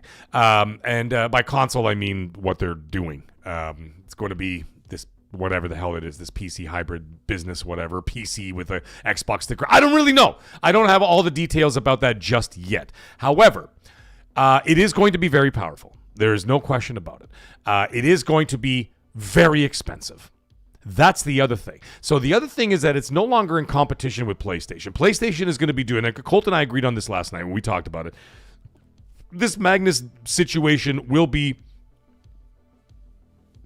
my guess, and it's just a guess because I don't have any specs in front of me, but my guess would be that this thing will be significantly more, not significantly more, but certainly more powerful than the PlayStation 6. However, this is not a device that's meant to compete with PlayStation because for the price that it's going to be, it's not going to compete with the PlayStation. The PlayStation is going to sell gangbusters, just like this generation, just like every fucking generation that happens. This is like James Cameron movies. Every time a James Cameron movie comes out, everybody goes, it's gonna bomb. And then it breaks every record in Hollywood. It happens, it's been happening since 1991 when Terminator 2 came out because his movies are so expensive or whatever else to make. And everybody says, they're gonna bomb. I've been listening to that same fucking story for almost 40 years about James Cameron. And every single time he keeps proving them wrong. Sony is the exact same thing. I keep hearing that PlayStation 1 is going to bomb because Nintendo's going to kill it. 2 is going to bomb. 3 is going to bomb. 4 is going to bomb. 5 is going to bomb. And every generation that passes, they keep getting better. Except for the PS2. But, I mean, the PS2 still holds the crown. But, I mean, they keep outperforming the last one. Now they're on pace to beat the PS4. And that's before they send out Wolverine and, of course, GTA 6, which are going to sell. My guess is, I'm not even kidding when I say this, I think they're going to sell anywhere between 10 to 15 million consoles just from GTA 6. Maybe even more. Because there's a lot of people on the PS4 that are going to upgrade for that. Also, people are going to upgrade their Xbox Ones and their PS4s for current gen stuff, for Modern Warfare 4, because Modern Warfare 4 is only on the current gen consoles. Now, it doesn't mean that they're going to go out to the store and buy them. They may buy them secondhand. Who the hell knows? I don't know. I don't know all the details of that. All I know is that from what my understanding is that the Magnus will be more powerful than the PlayStation 6, and that's fine because it's going to be a very powerful. It may even be significantly more powerful than the PlayStation 6, and that's totally fine because it's two different markets entirely. And the reason for that is because let me see if I can find the quote here. Sarah Bond Magnus quote. Oh! I can't remember what the hell it was, but I can give you like the brief overview of what she said. Is that she said it's going to be a boutique, expensive, or whatever the hell she said, or high-end, she didn't say expensive, a boutique, high-end curated experience. Now, that is very fancy corpo talk for very fucking expensive. Now, I have some inside baseball on all this situation. Now, I talked about it yesterday. I kind of spilled the beans yesterday on XNC, which ironically was so funny that, what's her name there? Dr. Sue there. I almost said Dr. Seuss. I will not buy your steam machine, nor will I buy your green eggs and ham, Dr. Seuss. Dr. Lisa Sue, not Dr. Seuss. Will you play Steam in a hat? Will you play Steam in a boat? Will you play Steam in a shoe? Will you play Steam in a... You know, I could do Dr. Seuss like lines all day. That'd be hilarious. Anyways, the point is that fuck, I can't even say it anymore. My understanding is when I spoke to someone at Microsoft, someone high up at Microsoft said a while ago, 2 months ago, told me, said there will be no delay with Project Magnus. And I said, okay, well, tell me why. What's the story? I go, Rampocalypse is on the horizon here. Tell me your story. And he says, because Amy Hood don't give a fuck about Rampocalypse. She canceled the handheld. Or she did not, or they did not greenlight the handheld on their recommendation, saying, because they were supposed to do a dedicated handheld. You guys remember that? There was a dedicated handheld that's supposed to be coming out from Xbox, on top of the ROG Xbox Ally X and all that shit, right? So there's all of that. Hey, Chris Cameron, thank you for subscribing. Welcome to hell, motherfucker! Listen, I got a new feature on here, folks, where not only do I get the super chats and the gifted members and all that stuff, it actually shows up on the screen with a prompt now when someone subscribes to the channel. So that's very helpful because I want to see who's subscribing, right? So I thought that was interesting. Now, what I heard is that Amy had, who now, you know, Amy and Satya now have full control of Xbox division in terms of the financial decisions beyond Phil. And so what they said was they canceled the handheld. They said, we're not greenlighting the handheld. However, we're giving you the opportunity. Hey, Rambo, how you doing, buddy? He said, we're giving you the opportunity to make a next-gen Xbox. But here's the stipulation. We're not losing money on it, so we have to hit our margins. That came from Amy Hood. And you will release in 2027 regardless of what's going on with the RAM situation. Those were the two stipulations that were presented to the Xbox division from Microsoft. I have heard this. Well, Rambo said it. He goes, Mag speaks to the gods at Microsoft, and the gods said there will be a Magnus in our lifetime. I do speak to people who are very high up, yes. Yes. Hey, Jared Chaos, how's it going, buddy? Welcome to the chat, my friend. Hold on. Before I continue the story about stuff that I shouldn't be telling you, but I don't give a shit. I'm telling you guys anyway because you guys all are awesome. Jared Chaos says something amazing, and I just wanted to point it out. He says, Spotify listener of XNC. He goes, fucking love you, dude. Just thought I'd tell you that. Keep being awesome. Well, thank you. There you go, Jared. You even got a rare achievement. Thank you so much for being here, brother. I appreciate the support, man, of XNC and, of course, Mag and the Mag Show and all that stuff, man. I appreciate that. And it's beautiful to see something like that, especially when usually, after I read all the lovely comments and like whenever I do a video, I do a short or I do a podcast, there's always a comment that goes, go fuck yourself. I hope you die. You're a fraud. and all this other shit, and I hope you fall off a mountain. You know what I mean? So I get that. I get that every day because that's YouTube, guys. That's YouTube. That's just the way YouTube goes. But then I see something like that where like you got Jared say, "Fucking love you, dude. Just thought I'd tell you.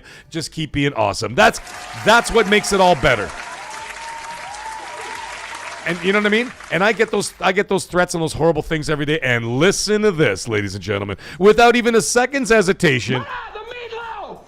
Fuck! Here comes the fraud himself, ladies and gentlemen. Yeah! Colt Eastwood, ladies and gentlemen, is in the chat. You've got to do it. You've got to do it. Colt Eastwood is in the chat, ladies and gentlemen. Everybody send all your hateful messages, all your hateful words, and let him know.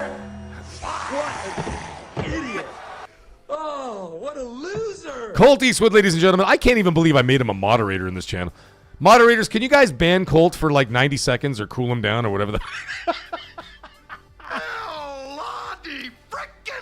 There you go, Colt. There you go. You got another one, buddy. Colt Liewood. Colt eats wood. Yeah, it's all there, Colt. I mean... Now that Colt Eastwood is here, we got to do a little Lord of the Rings. Fugondo! Fugondo! Do it again! Do it again!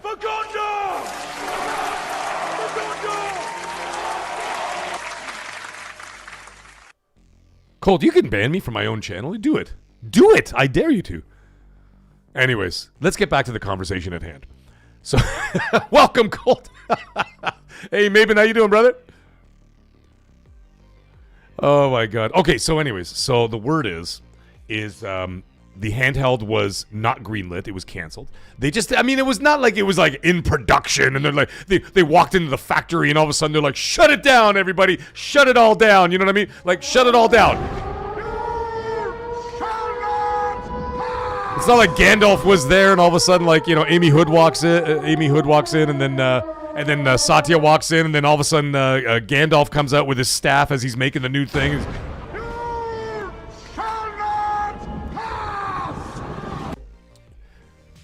Anyways, what happened was it was in concept or whatever. They came up with it. They proposed it, and the proposal was denied. All right, so the handheld was denied. However, Amy did say that you guys can run with a console, however it's going to work, whether it's third party, whether it's made internally, whether it's a double hybrid, a hybrid PC console experience, and a hybrid where maybe it's something that's co-designed by Microsoft, the Xbox division, and a third party tech company, right? We're not really 100% sure about all that just yet, right? We heard about the AMD thing. That's not like, they're not making the hardware or whatever else. You could have Asus or someone else that, the guys who already did the ROG Ally and whatever else. They may be in cahoots with it, partnership. Who the hell knows? We don't know that information yet. I'm sure we'll find that out over time. However, as I said before, the two stipulations set by Amy Hood were, we're not losing money on it. You're hitting your margins. That's number one. Number two is you're launching in 2027 no matter what. Period.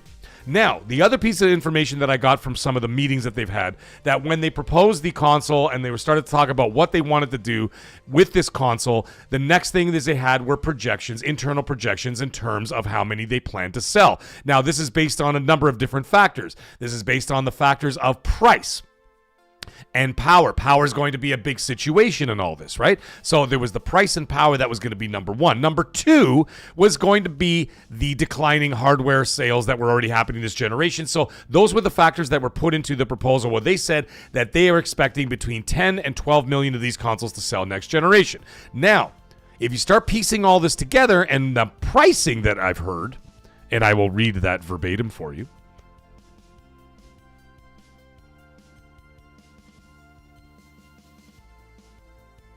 Sorry, give me 1 second. I'll pull it up right here.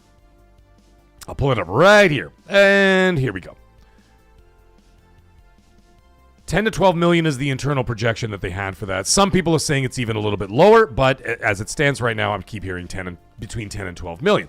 Now, The reason for that, declining hardware sales, people will move off the cloud. People have been buying into the PC market and are still able to access Xbox through all those different means. And that's another thing that's going to be important moving forward. Colt and I talked about that last night on XNC. We talked about how if you can't afford the new Magnus, or you have the consoles already and people just don't want to give them up, especially during times when money is tight, well, then you have access eventually when your Series X or Series S's are no longer supported.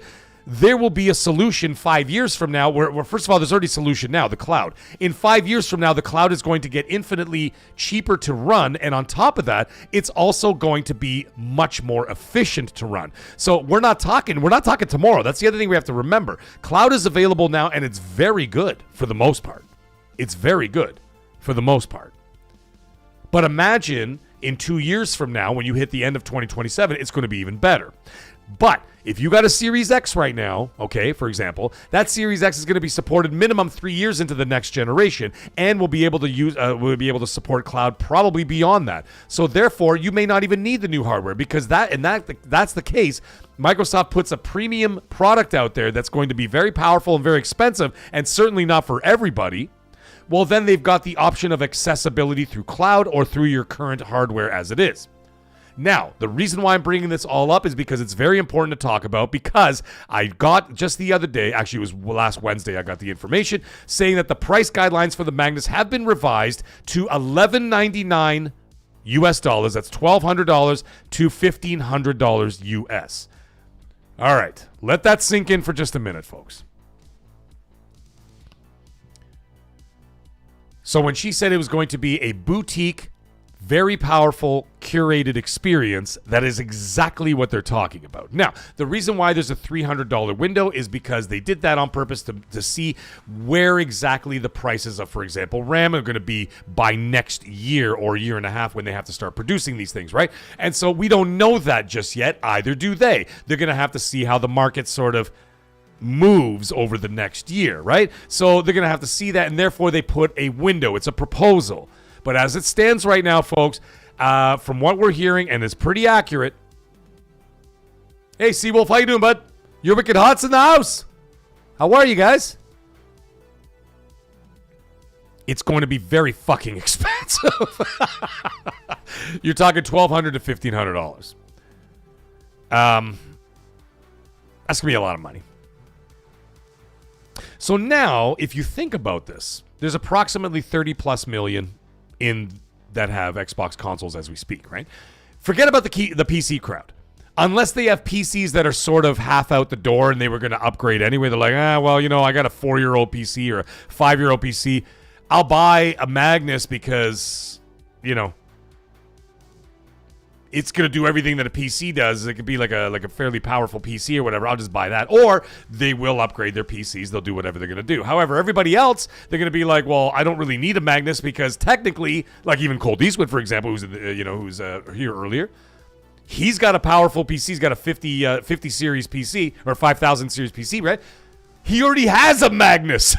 You know what I'm saying? So he technically already has a Magnus in his house. What the hell does he need another one for? He's already got it. And what does his PC do? His very powerful PC can do all the PC stuff, and he can access the Xbox ecosystem from his PC. He's already got a Magnus in his house. Therefore, you're not selling to them. Now, that 30 plus million people in the console space, in the series consoles, the thing is with all of that, is that at the end of the day,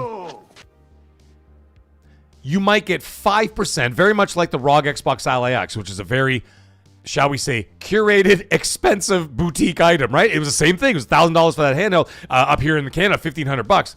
That's a no-go. You know what I'm saying? So therefore, the thing is, at the end of the day, you got maybe 5% of the 15% hardcore by the ROG Xbox Ally X. Maybe even less. We're not 100% sure. Right? So therefore, I'm thinking the same logic when it comes to a Magnus. I'm thinking it's going to be the 15% hardcore. Out of that 15% hardcore, I don't give a fuck how hardcore you think you are. There's a lot of people who are being like, dude, I cannot afford that. Like me personally, if it ended up, just for argument's sake, we're not saying this is fact, but if it ended up being $1,500, that's over $2,000 for me. I am not buying a Project Magnus for $2,000. That is absolutely insane. Never going to happen. It would never happen. I'm not going to spend that kind. If Xbox wants to send me one, fine. Send me one. I'll put it through its paces. But They're not going to send me one. Unless somehow this channel absolutely exploded over the next year and a half where I became like a major influencer. I'd be like, yo, Gandalf, send me a Magnus. I'll take care of. You know what I mean? I'll do a video. But that's not going to happen. So therefore, the point is that I'm not buying a $2,000 console. I'm not buying a new Project Magnus. I can access all my Xbox games elsewhere. I have the cloud right here on my monitor if I wish to stay in the Xbox ecosystem, or I could buy the games on my PlayStation and still access all the games day one from Xbox anyway if I decide to buy it there. And if they're multiplayer games, doesn't make a lick of difference because all of the shooters and multiplayer games that I bought on my PlayStation, I'm playing not only with my PlayStation friends, I'm playing with all my Xbox friends who added me on Activision ID, EA ID, and all that other stuff. So it's all there anyway. You see what I'm getting at? It doesn't make a difference. So I was buying them all on PlayStation because my wife likes Call of Duty. My wife likes Battlefield. Okay, so she's playing all that. I just game share with her, whatever. And so on my friends list, it's like about 40% PlayStation friends because I don't have a shit ton of people on there, but I've got like 8,000 people or 7,000, 8,000 people on my Xbox. And no joke, I'm not. That's not some weird flex. I'm being serious. And so therefore, that being the case, what I ended up doing is about 40% of the player lists of all my friends or whatever on Call of Duty and Battlefield are my PlayStation friends. The other 60% are Xbox and PC friends. So does it really matter if I access Xbox anymore? Not really. Does Xbox give a rat's ass if I buy if I access through the store or I access from PlayStation? Not really. All they care about is that I'm buying their games because they collect 70% of that money that I pay for that game. They collect 70% of it. So that's all they care about. Money, money, money, money, money. Not console wars, not fanboy bullshit. It's the forest through the trees, folks. It's all about money. It always has been, always will be. So they don't really care. If I canceled Game Pass a while ago, they don't care because I'm buying the games. What do they care? They're like, whatever, who gives a shit? He's not on Game Pass, whatever. He's buying the games anyway. And I am. I'm buying Forza. I'm buying Gears. I'm buying Fable. I'm buying Call of Duty Modern Warfare 4. Does Microsoft give a shit? No. Does Satya sit there and go, God damn it, that Mag? No. He's actually happy as hell. He goes, oh, fuck it. He just bought all 4 games. Perfect. Perfect. Perfect. It's like the Street Fighter 2. Perfect. You know what I'm saying? So anyways, as I was getting at, 5% of the 15% hardcore will buy the Project Magnus. Cool, right? Perfect. So now when you start looking at that 10 to 12 million that they're looking at, that actually amounts to about 30%. So actually that math doesn't work out. No, it does work out because of that 30 million, only about 15% of that are hardcore. If the 5% of that 15 million, sorry, that does make sense. Works out to exactly what I would just say. Sort of. Not really. But whatever. You guys get the idea. That's their internal projection. I think the projection is a little high. I think it's going to be lower than that. That's my guess. And that's not like I'm talking shit or anything like that. I really am not. Sorry, guys, I was trying to do math live on the air. Don't make me do that, okay? Don't make me do that. Normally, I'm really good with math, but at this point, I've already been live 2.5 hours here, and I don't even think I've taken a breath yet. Because there's a lot of information that came out today, so a lot of things to talk about. But anyways, when you start seeing all these things, it's kind of sort of lining up a little bit. It's making a little bit more sense. I think 10 to 12 million is a little high if it's going to sit in that $1,200 to $1,500 category. We're not sure it's going to be that, but that's what we're hearing. That's what I'm hearing. Colt is hearing the same thing. Not for the same person. That's the funny part. It's actually different. Now, I want to drop something else on you guys. Now, we're going to have to watch this very carefully. So this person that I talked to, who told me this months ago, by the way, now confirmed today, seems to be the case, right? So he's right yet again. The interesting thing is, though, and this is something I'd like to point out for my PlayStation friends out there, is that he's also adamant, and he said it 3 times on 3 separate occasions. So let's see if he's right on this one, okay? So let's all put this in the back of our heads, and we're going to keep it there until something is said. He is adamant over and over and over that PlayStation 6 will not be delayed out of 2027. All right? So let's just all take that, put it in an envelope. We're going to put it in the back of our mind in a little filing cabinet, and we're going to leave it there for a bit, and let's see how this all plays out. Because if it does play out, what we're going to have to do, folks, is we're going to have to go back to February 3rd, 2026, and we're going to have to clip this show and clip this exact moment, including me talking about this right now. We have to clip this moment and get back to it and say, told you so. But let's see if that's the case. And he says, quote, this is the same guy who reported Magnus not being delayed out of 27 and all the behind-the-scenes business and all that other stuff months ago, before Dr. Seuss talked about it today. And he says, quote, PlayStation is not delaying. It is 2027, and they have deals with AMD and packaging companies that aren't being delayed. They have massive deposits and penalties if they do.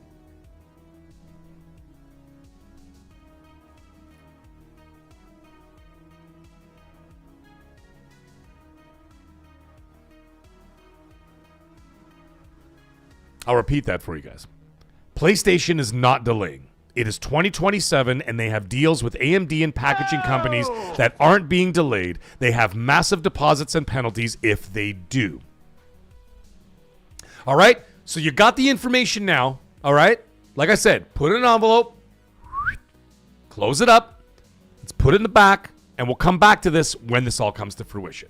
Now, before we get into anything else, I got to say thank you to my brother, my friend, Colt Eastwood. He comes in. You didn't have to do that, my brother, but thank you so much. And he drops a $20 super chat. Oh my God, I think he unlocked an achievement. Let's just check.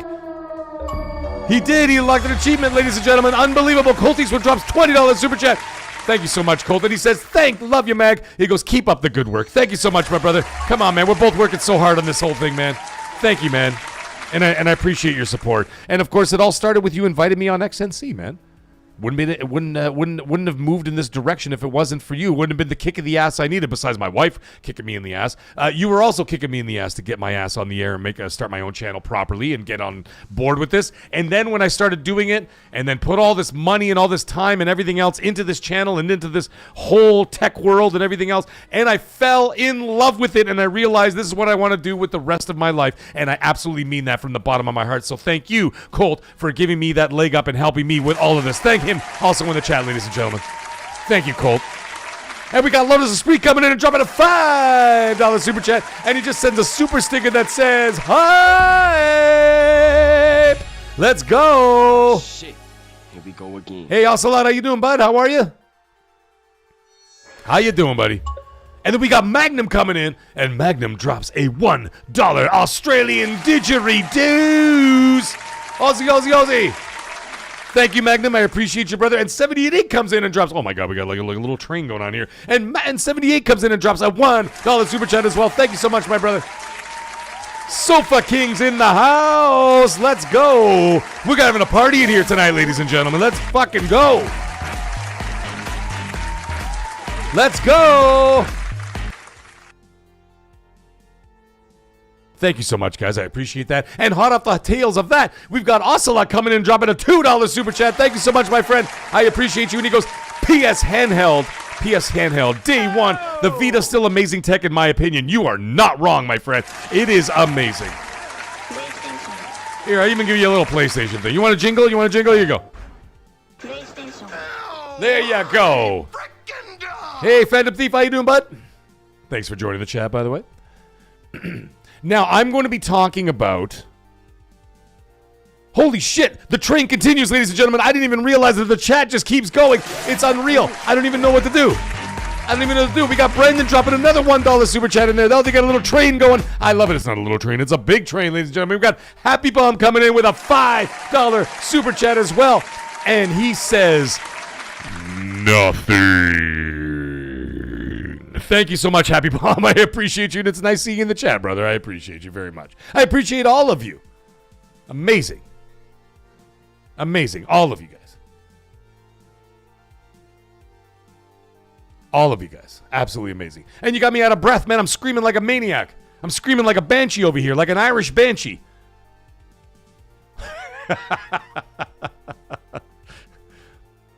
Well, Colt says, let's make it rain for Mag. Like, Colt, come on. I only get that when I do the Chippendales dancing with you on the weekends, okay? So, nobody needs to know about that. Nobody needs to know about that. You know what I'm saying? Nobody needs to know about what we do over there. Ma, the meatloaf! You know what I mean? Fuck! Yeah, I know. Hey, easy, Will. Easy, Will. Thank you guys all for the support, man. I appreciate you very much. So, when I get more information, of course, I'm going to tell you guys.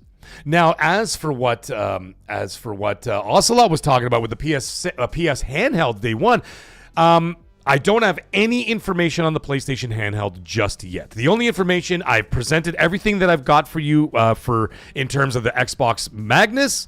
I've given you as much information as humanly possible about PlayStation because apparently they are not delaying. And I think I might be the only person saying that. So, but anyways, it's not coming from me, but either way, it is coming from people that are extremely reputable because these are all the people that were literally, it's the same guy. It's literally the same guy who's proven right today by Dr. Seuss from AMD, right? There you go, Colt. We got another one, buddy. We got another one. We got So now we got Gandalf over at Xbox. Right? We got Santa Claus over at Valve. Who else do we got? We got Church Lady over at PlayStation. We got Gozira working over at Nintendo. And now we've got Dr. Seuss working at AMD. Ladies and gentlemen, there it is. We got Dr. Seuss over at AMD. Oh my God. Hey, Street, how you doing, buddy? Hope all is well. Yes, my friends. Yes. How's everybody doing out there? Yes. We're just basically wrapping up. Well, we're not wrapping up nothing because Grandpa Barbecue Geek Cat is coming in here and he's acting wild. He's getting crazy. Let's go. And Grandpa Barbecue Geek drops not one, not two, but 3 separate $1 Australian didgeridoos. Thank you very much, my friend. Aussie. Oi. There we go. Thank you so much, Grandpa Barbecue. You're amazing, brother. See you over say that Fable walk, Meg. Oh my God. Oh. And we got McLovin dropping a $5 super chat in here as well. Hey, let's go, McLovin. Thank you very much, McLovin. I appreciate you, brother. And for $5, he says, do you hope the new Fable has demon gates? It better. Listen, man, I understand what they did when they showed the game, okay? They kept it kind of light. All right? They kept it light. They kept it whatever. But I have a sneaking suspicion. And I would imagine they have to. This cannot be a happy tale all the time. Like, la-dee-da, I'm picking apples, la-li-la, la-la-la-la. And that's just the guy. That's just the guy. You know what I'm saying? Yeah!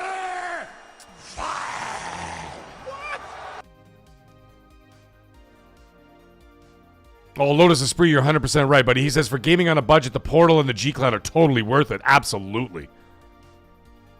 So, McLovin, getting back to your question, the Demon Gates. Listen, what they showed in the Fable trailer, they're probably keeping it light, very positive, because it's like a real proper reveal of the game, right? But I bet you any money that the next time they show it deep, like a real deep dive, I bet you any money it's going to be dark.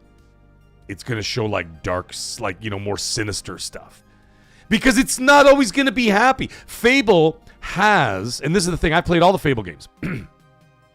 Fable has always had that undertone of evil, always just under the layer. You know what I'm saying? Like just under the surface, there was always that evilness to it. Getting STDs from, like, you look at this game and it's like, oh, look at this cartoony, nice kind of game, a beautiful looking and this and that or whatever. And then you get all this other shit, right? But you were getting STDs from prostitutes. Right? You grew horns when you murdered people. You got dark and dirty and evil and all this other shit, right? All these things happen during Fable. Dark parts, you get to like dark forest, and all of a sudden the sun is gone, and now it's like dark, and there's demons and all kinds of shit going on, right? And demon gates and everything, right? All these bad things. They didn't show us any of that. But why? Because you're trying to... I understand why. This is not a critique. I'm actually understanding exactly why. Because when you're showing this game for the first time, you want it to be a sort of happier experience. Like, oh, wow, look at this lovely fairy tale. Isn't this nice? But then the next time they show it, which will probably be the Summer Games Fest when they do another little deep dive and then probably announce the date, what they're going to do is going to say, but not everything in Albion is as it seems. That's exactly what they're going to say. I can almost guarantee word for word. You're going to have that voiceover guy going, but not everything in Albion is what it seems. And then they're going to show dark, cursed forests. You know, barren mountain wastelands, all these scary things and stuff. It's all going to be there. So I have a feeling that that's going to show up in the game as well, right? And they're going to show you all of that. So you're like, ooh, that's when Mag rubs his hands together, because Mag's a horror guy, right? I love horror. I love the scary. I love atmosphere, especially in my movies and video games or television. I love all that shit. You give me all of that. Give me all that. You give me mood. You give me a scary game with the lights off and the mood. Like I said, I was playing like Silent Hill F. What a game, man. What a game. So like you get into all of that and I'm excited. And now I'm just like, this is what I'm talking about. That's right, Taylor's right. He's absolutely right. The scariest thing is going to be, ladies and gentlemen, the demons in the forest is actually going to be Bill Gates is hiding in the forest, ladies and gentlemen. You better watch out. You better not cry. You better not thought I'm telling you why. Gates is waiting for you in the chanted forest. That's right. And we got Isman or IZ-Man. I'm going to call you IZ-Man because it sounds cool. He's saying playing Fable 2 for the 100th time right now. Let's go. Fable 2 is the absolute GOAT of Fables. Jesse James is in the house. Holy shit, I forgot about... You know what? Guys, of all the things that we keep talking about with all these games coming, I keep forgetting about Crimson Desert. It's just like that giant elephant in the room that I keep walking past and not saying anything about. I don't know, man. I keep hearing that. Like I've heard a couple of guys who played it who said it was. Now this is, mind you, this is a while ago, and it was an older build, but they said it was okay. They said it wasn't the best, but it was okay. But then I know some other people who've actually.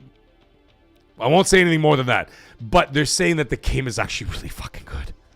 But it's not exactly what you think. It's actually a little bit more action-oriented, like more like a...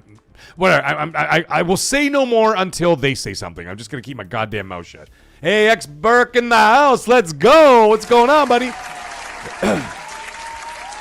Oh, X-Burke, I did talk about that literally for the last 45 minutes, my friend, so you're going to have to press the rewind button. But he said, late to the show, curious if Mag talked about the CEO, Dr. Seuss, stating Xbox next-gen console coming 27. Yes, and that just confirmed what we talked about last night on XNC, where I had Colt and I had both talked about it, and we had known for much longer than yesterday. We had known for a couple of months that there was absolutely no intention to delay out of 2027.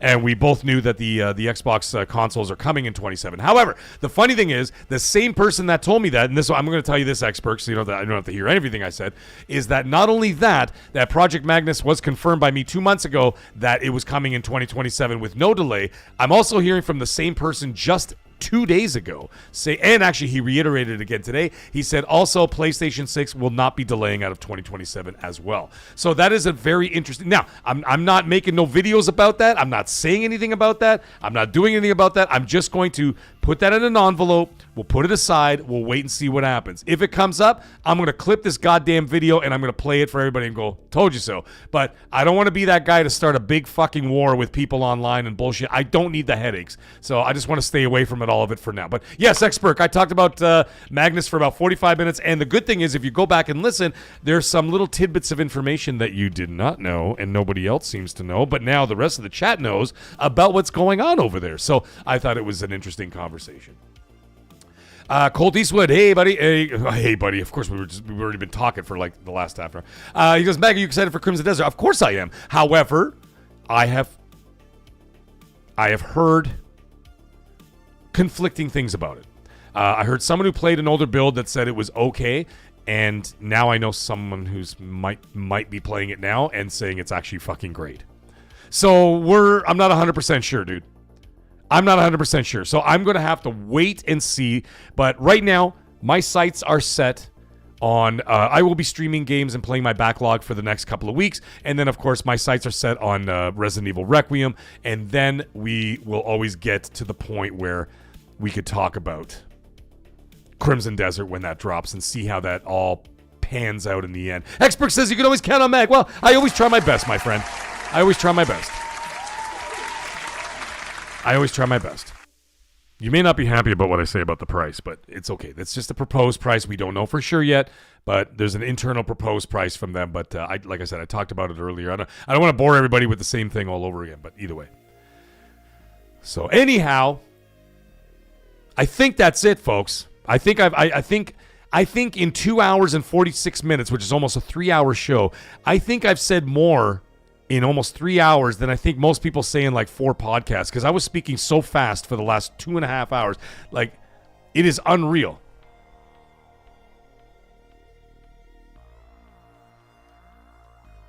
So I don't know how the hell I talked about whatever I talked. Hey, Feet on Lands is here. What are you doing, buddy?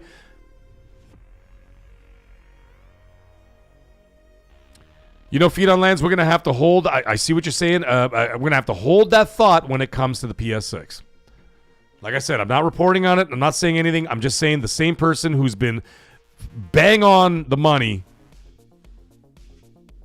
with all the information that I get from Microsoft, whatever. He's saying, and he's got connections everywhere. Jesse James, I don't know. We're going to have to wait and see how... He's saying in the chat, he goes, Mag, will the next Xbox be a Xbox or a PC first? My guess would be it would be a PC. Well, Colt is better at that stuff, but I would imagine that he's talking more, it'll be a PC with an Xbox interface built into it. He's the tech guy. I'm not the tech guy. You know what I'm saying? He's the tech guy. So anyways, Feet on Lands, what I was saying, brother, is that the same guy who told me all this Xbox information, down to the bloody detail, like every detail, nailed it 100%. He also said that PlayStation 6 will not be delayed. I'm putting my hands up because it's not me. Don't shoot the messenger, okay? And like I said, I'm not making videos about it. I can make videos about it and get all kinds of notoriety, tons of hate, tons of followers, whatever. People calling me names. Oh, he's a fake insider. He's this and that. I don't want any of that bullshit. I want to wake up tomorrow morning and not have to worry about people talking shit about me all night. And I have to wake up to 8,000 messages a day about saying I'm a fucking fraud, I'm a fake, I'm a this and that. I don't want to hear about it. But what we are going to do, like I said before, is that if it happens and it comes true and it does come out in 27, then we're going to take a clip from this video and we're going to put it all over the goddamn internet. Twitter, Rumble, Kick, YouTube, whatever. Then we'll put it out there. Oh, my God. Thank you, Feet on Lands. I appreciate you, brother. He says, hey, he goes, nah, man, you're good. Fuck the haters. Yeah, no. It is true. No, forget it. I just don't need the anxiety in my life of all these people coming after me. Because then you know what's going to happen? Then you're going to have, like, the bigger guys doing news articles and saying all the stuff that I didn't say. Like, for example, I got quoted a few times, I think it was a year and a half ago when I started talking about... Project Latitude and stuff, right? And they're like IGN is like, noted insider Mag. And I'm like, I am not a noted insider. I just happen to know some people who know a lot of stuff. I drink and I know things. I think I've heard someone say that before, right? So, you know what I mean? And I just happen to know people that are in powerful positions. That's just the way it is. But I'm not some insider. I'm not like Jeff Grubb or one of the, Gaming Insider or Insider Gaming or one of these guys. That's their job. Like, they do all that stuff. I don't do that stuff. So anyways, listen, we got to get going, folks. We're going to call it a day.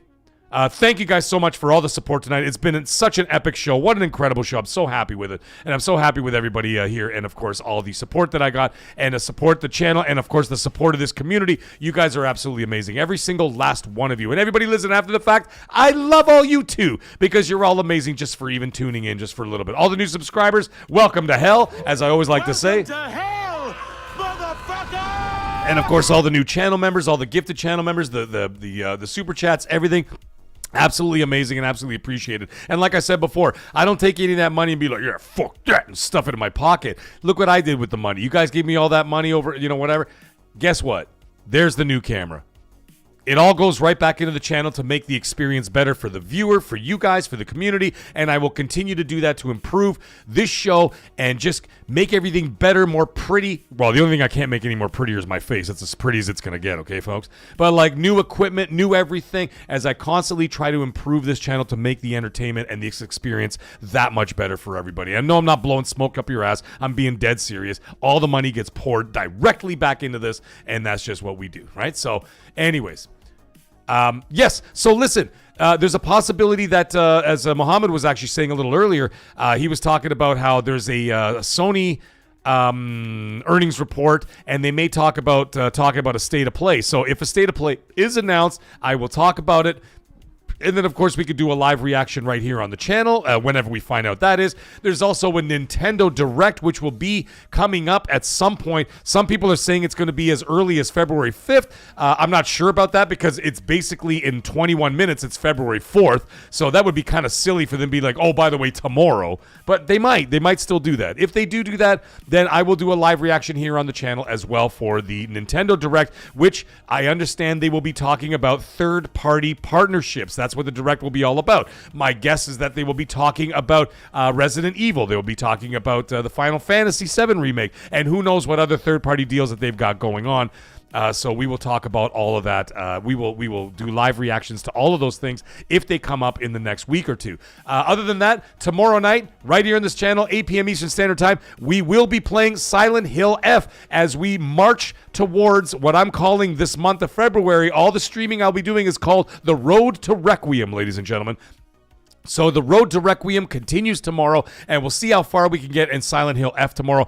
And you never know. We might even be able to finish the damn thing, because if we finish it, then right after we finish that, on Friday Night Live, at least for the next couple of weeks, we will be playing Resident Evil Village Shadow of Rose. And Shadow of Rose is the prequel to Requiem. So anybody who did not buy that DLC, I certainly did just for this channel and just for all you guys, that we are going to be playing Shadows of Rose right here on this channel as well. So tune in tomorrow night, 8 p.m. We will be doing Silent Hill F on our Road to Requiem. And then, of course, Friday on Friday Night Live, we will be playing we will be finishing Silent Hill F and going into Shadows of Rose. Or if we finish it tomorrow, we will be doing Resident Evil Shadows of Rose starting Friday. So yeah, we'll be doing all that. And we got videos coming up as well. I'm sure there'll be more news dropping and more live reactions and everything else. So anyways, thank you guys all for tuning in. I appreciate every single one of you guys. Love y'all. Everybody have yourself a great night. Stay magnificent, and we'll catch you all on the next MAGGCAST. Have a great night, guys. Bye now.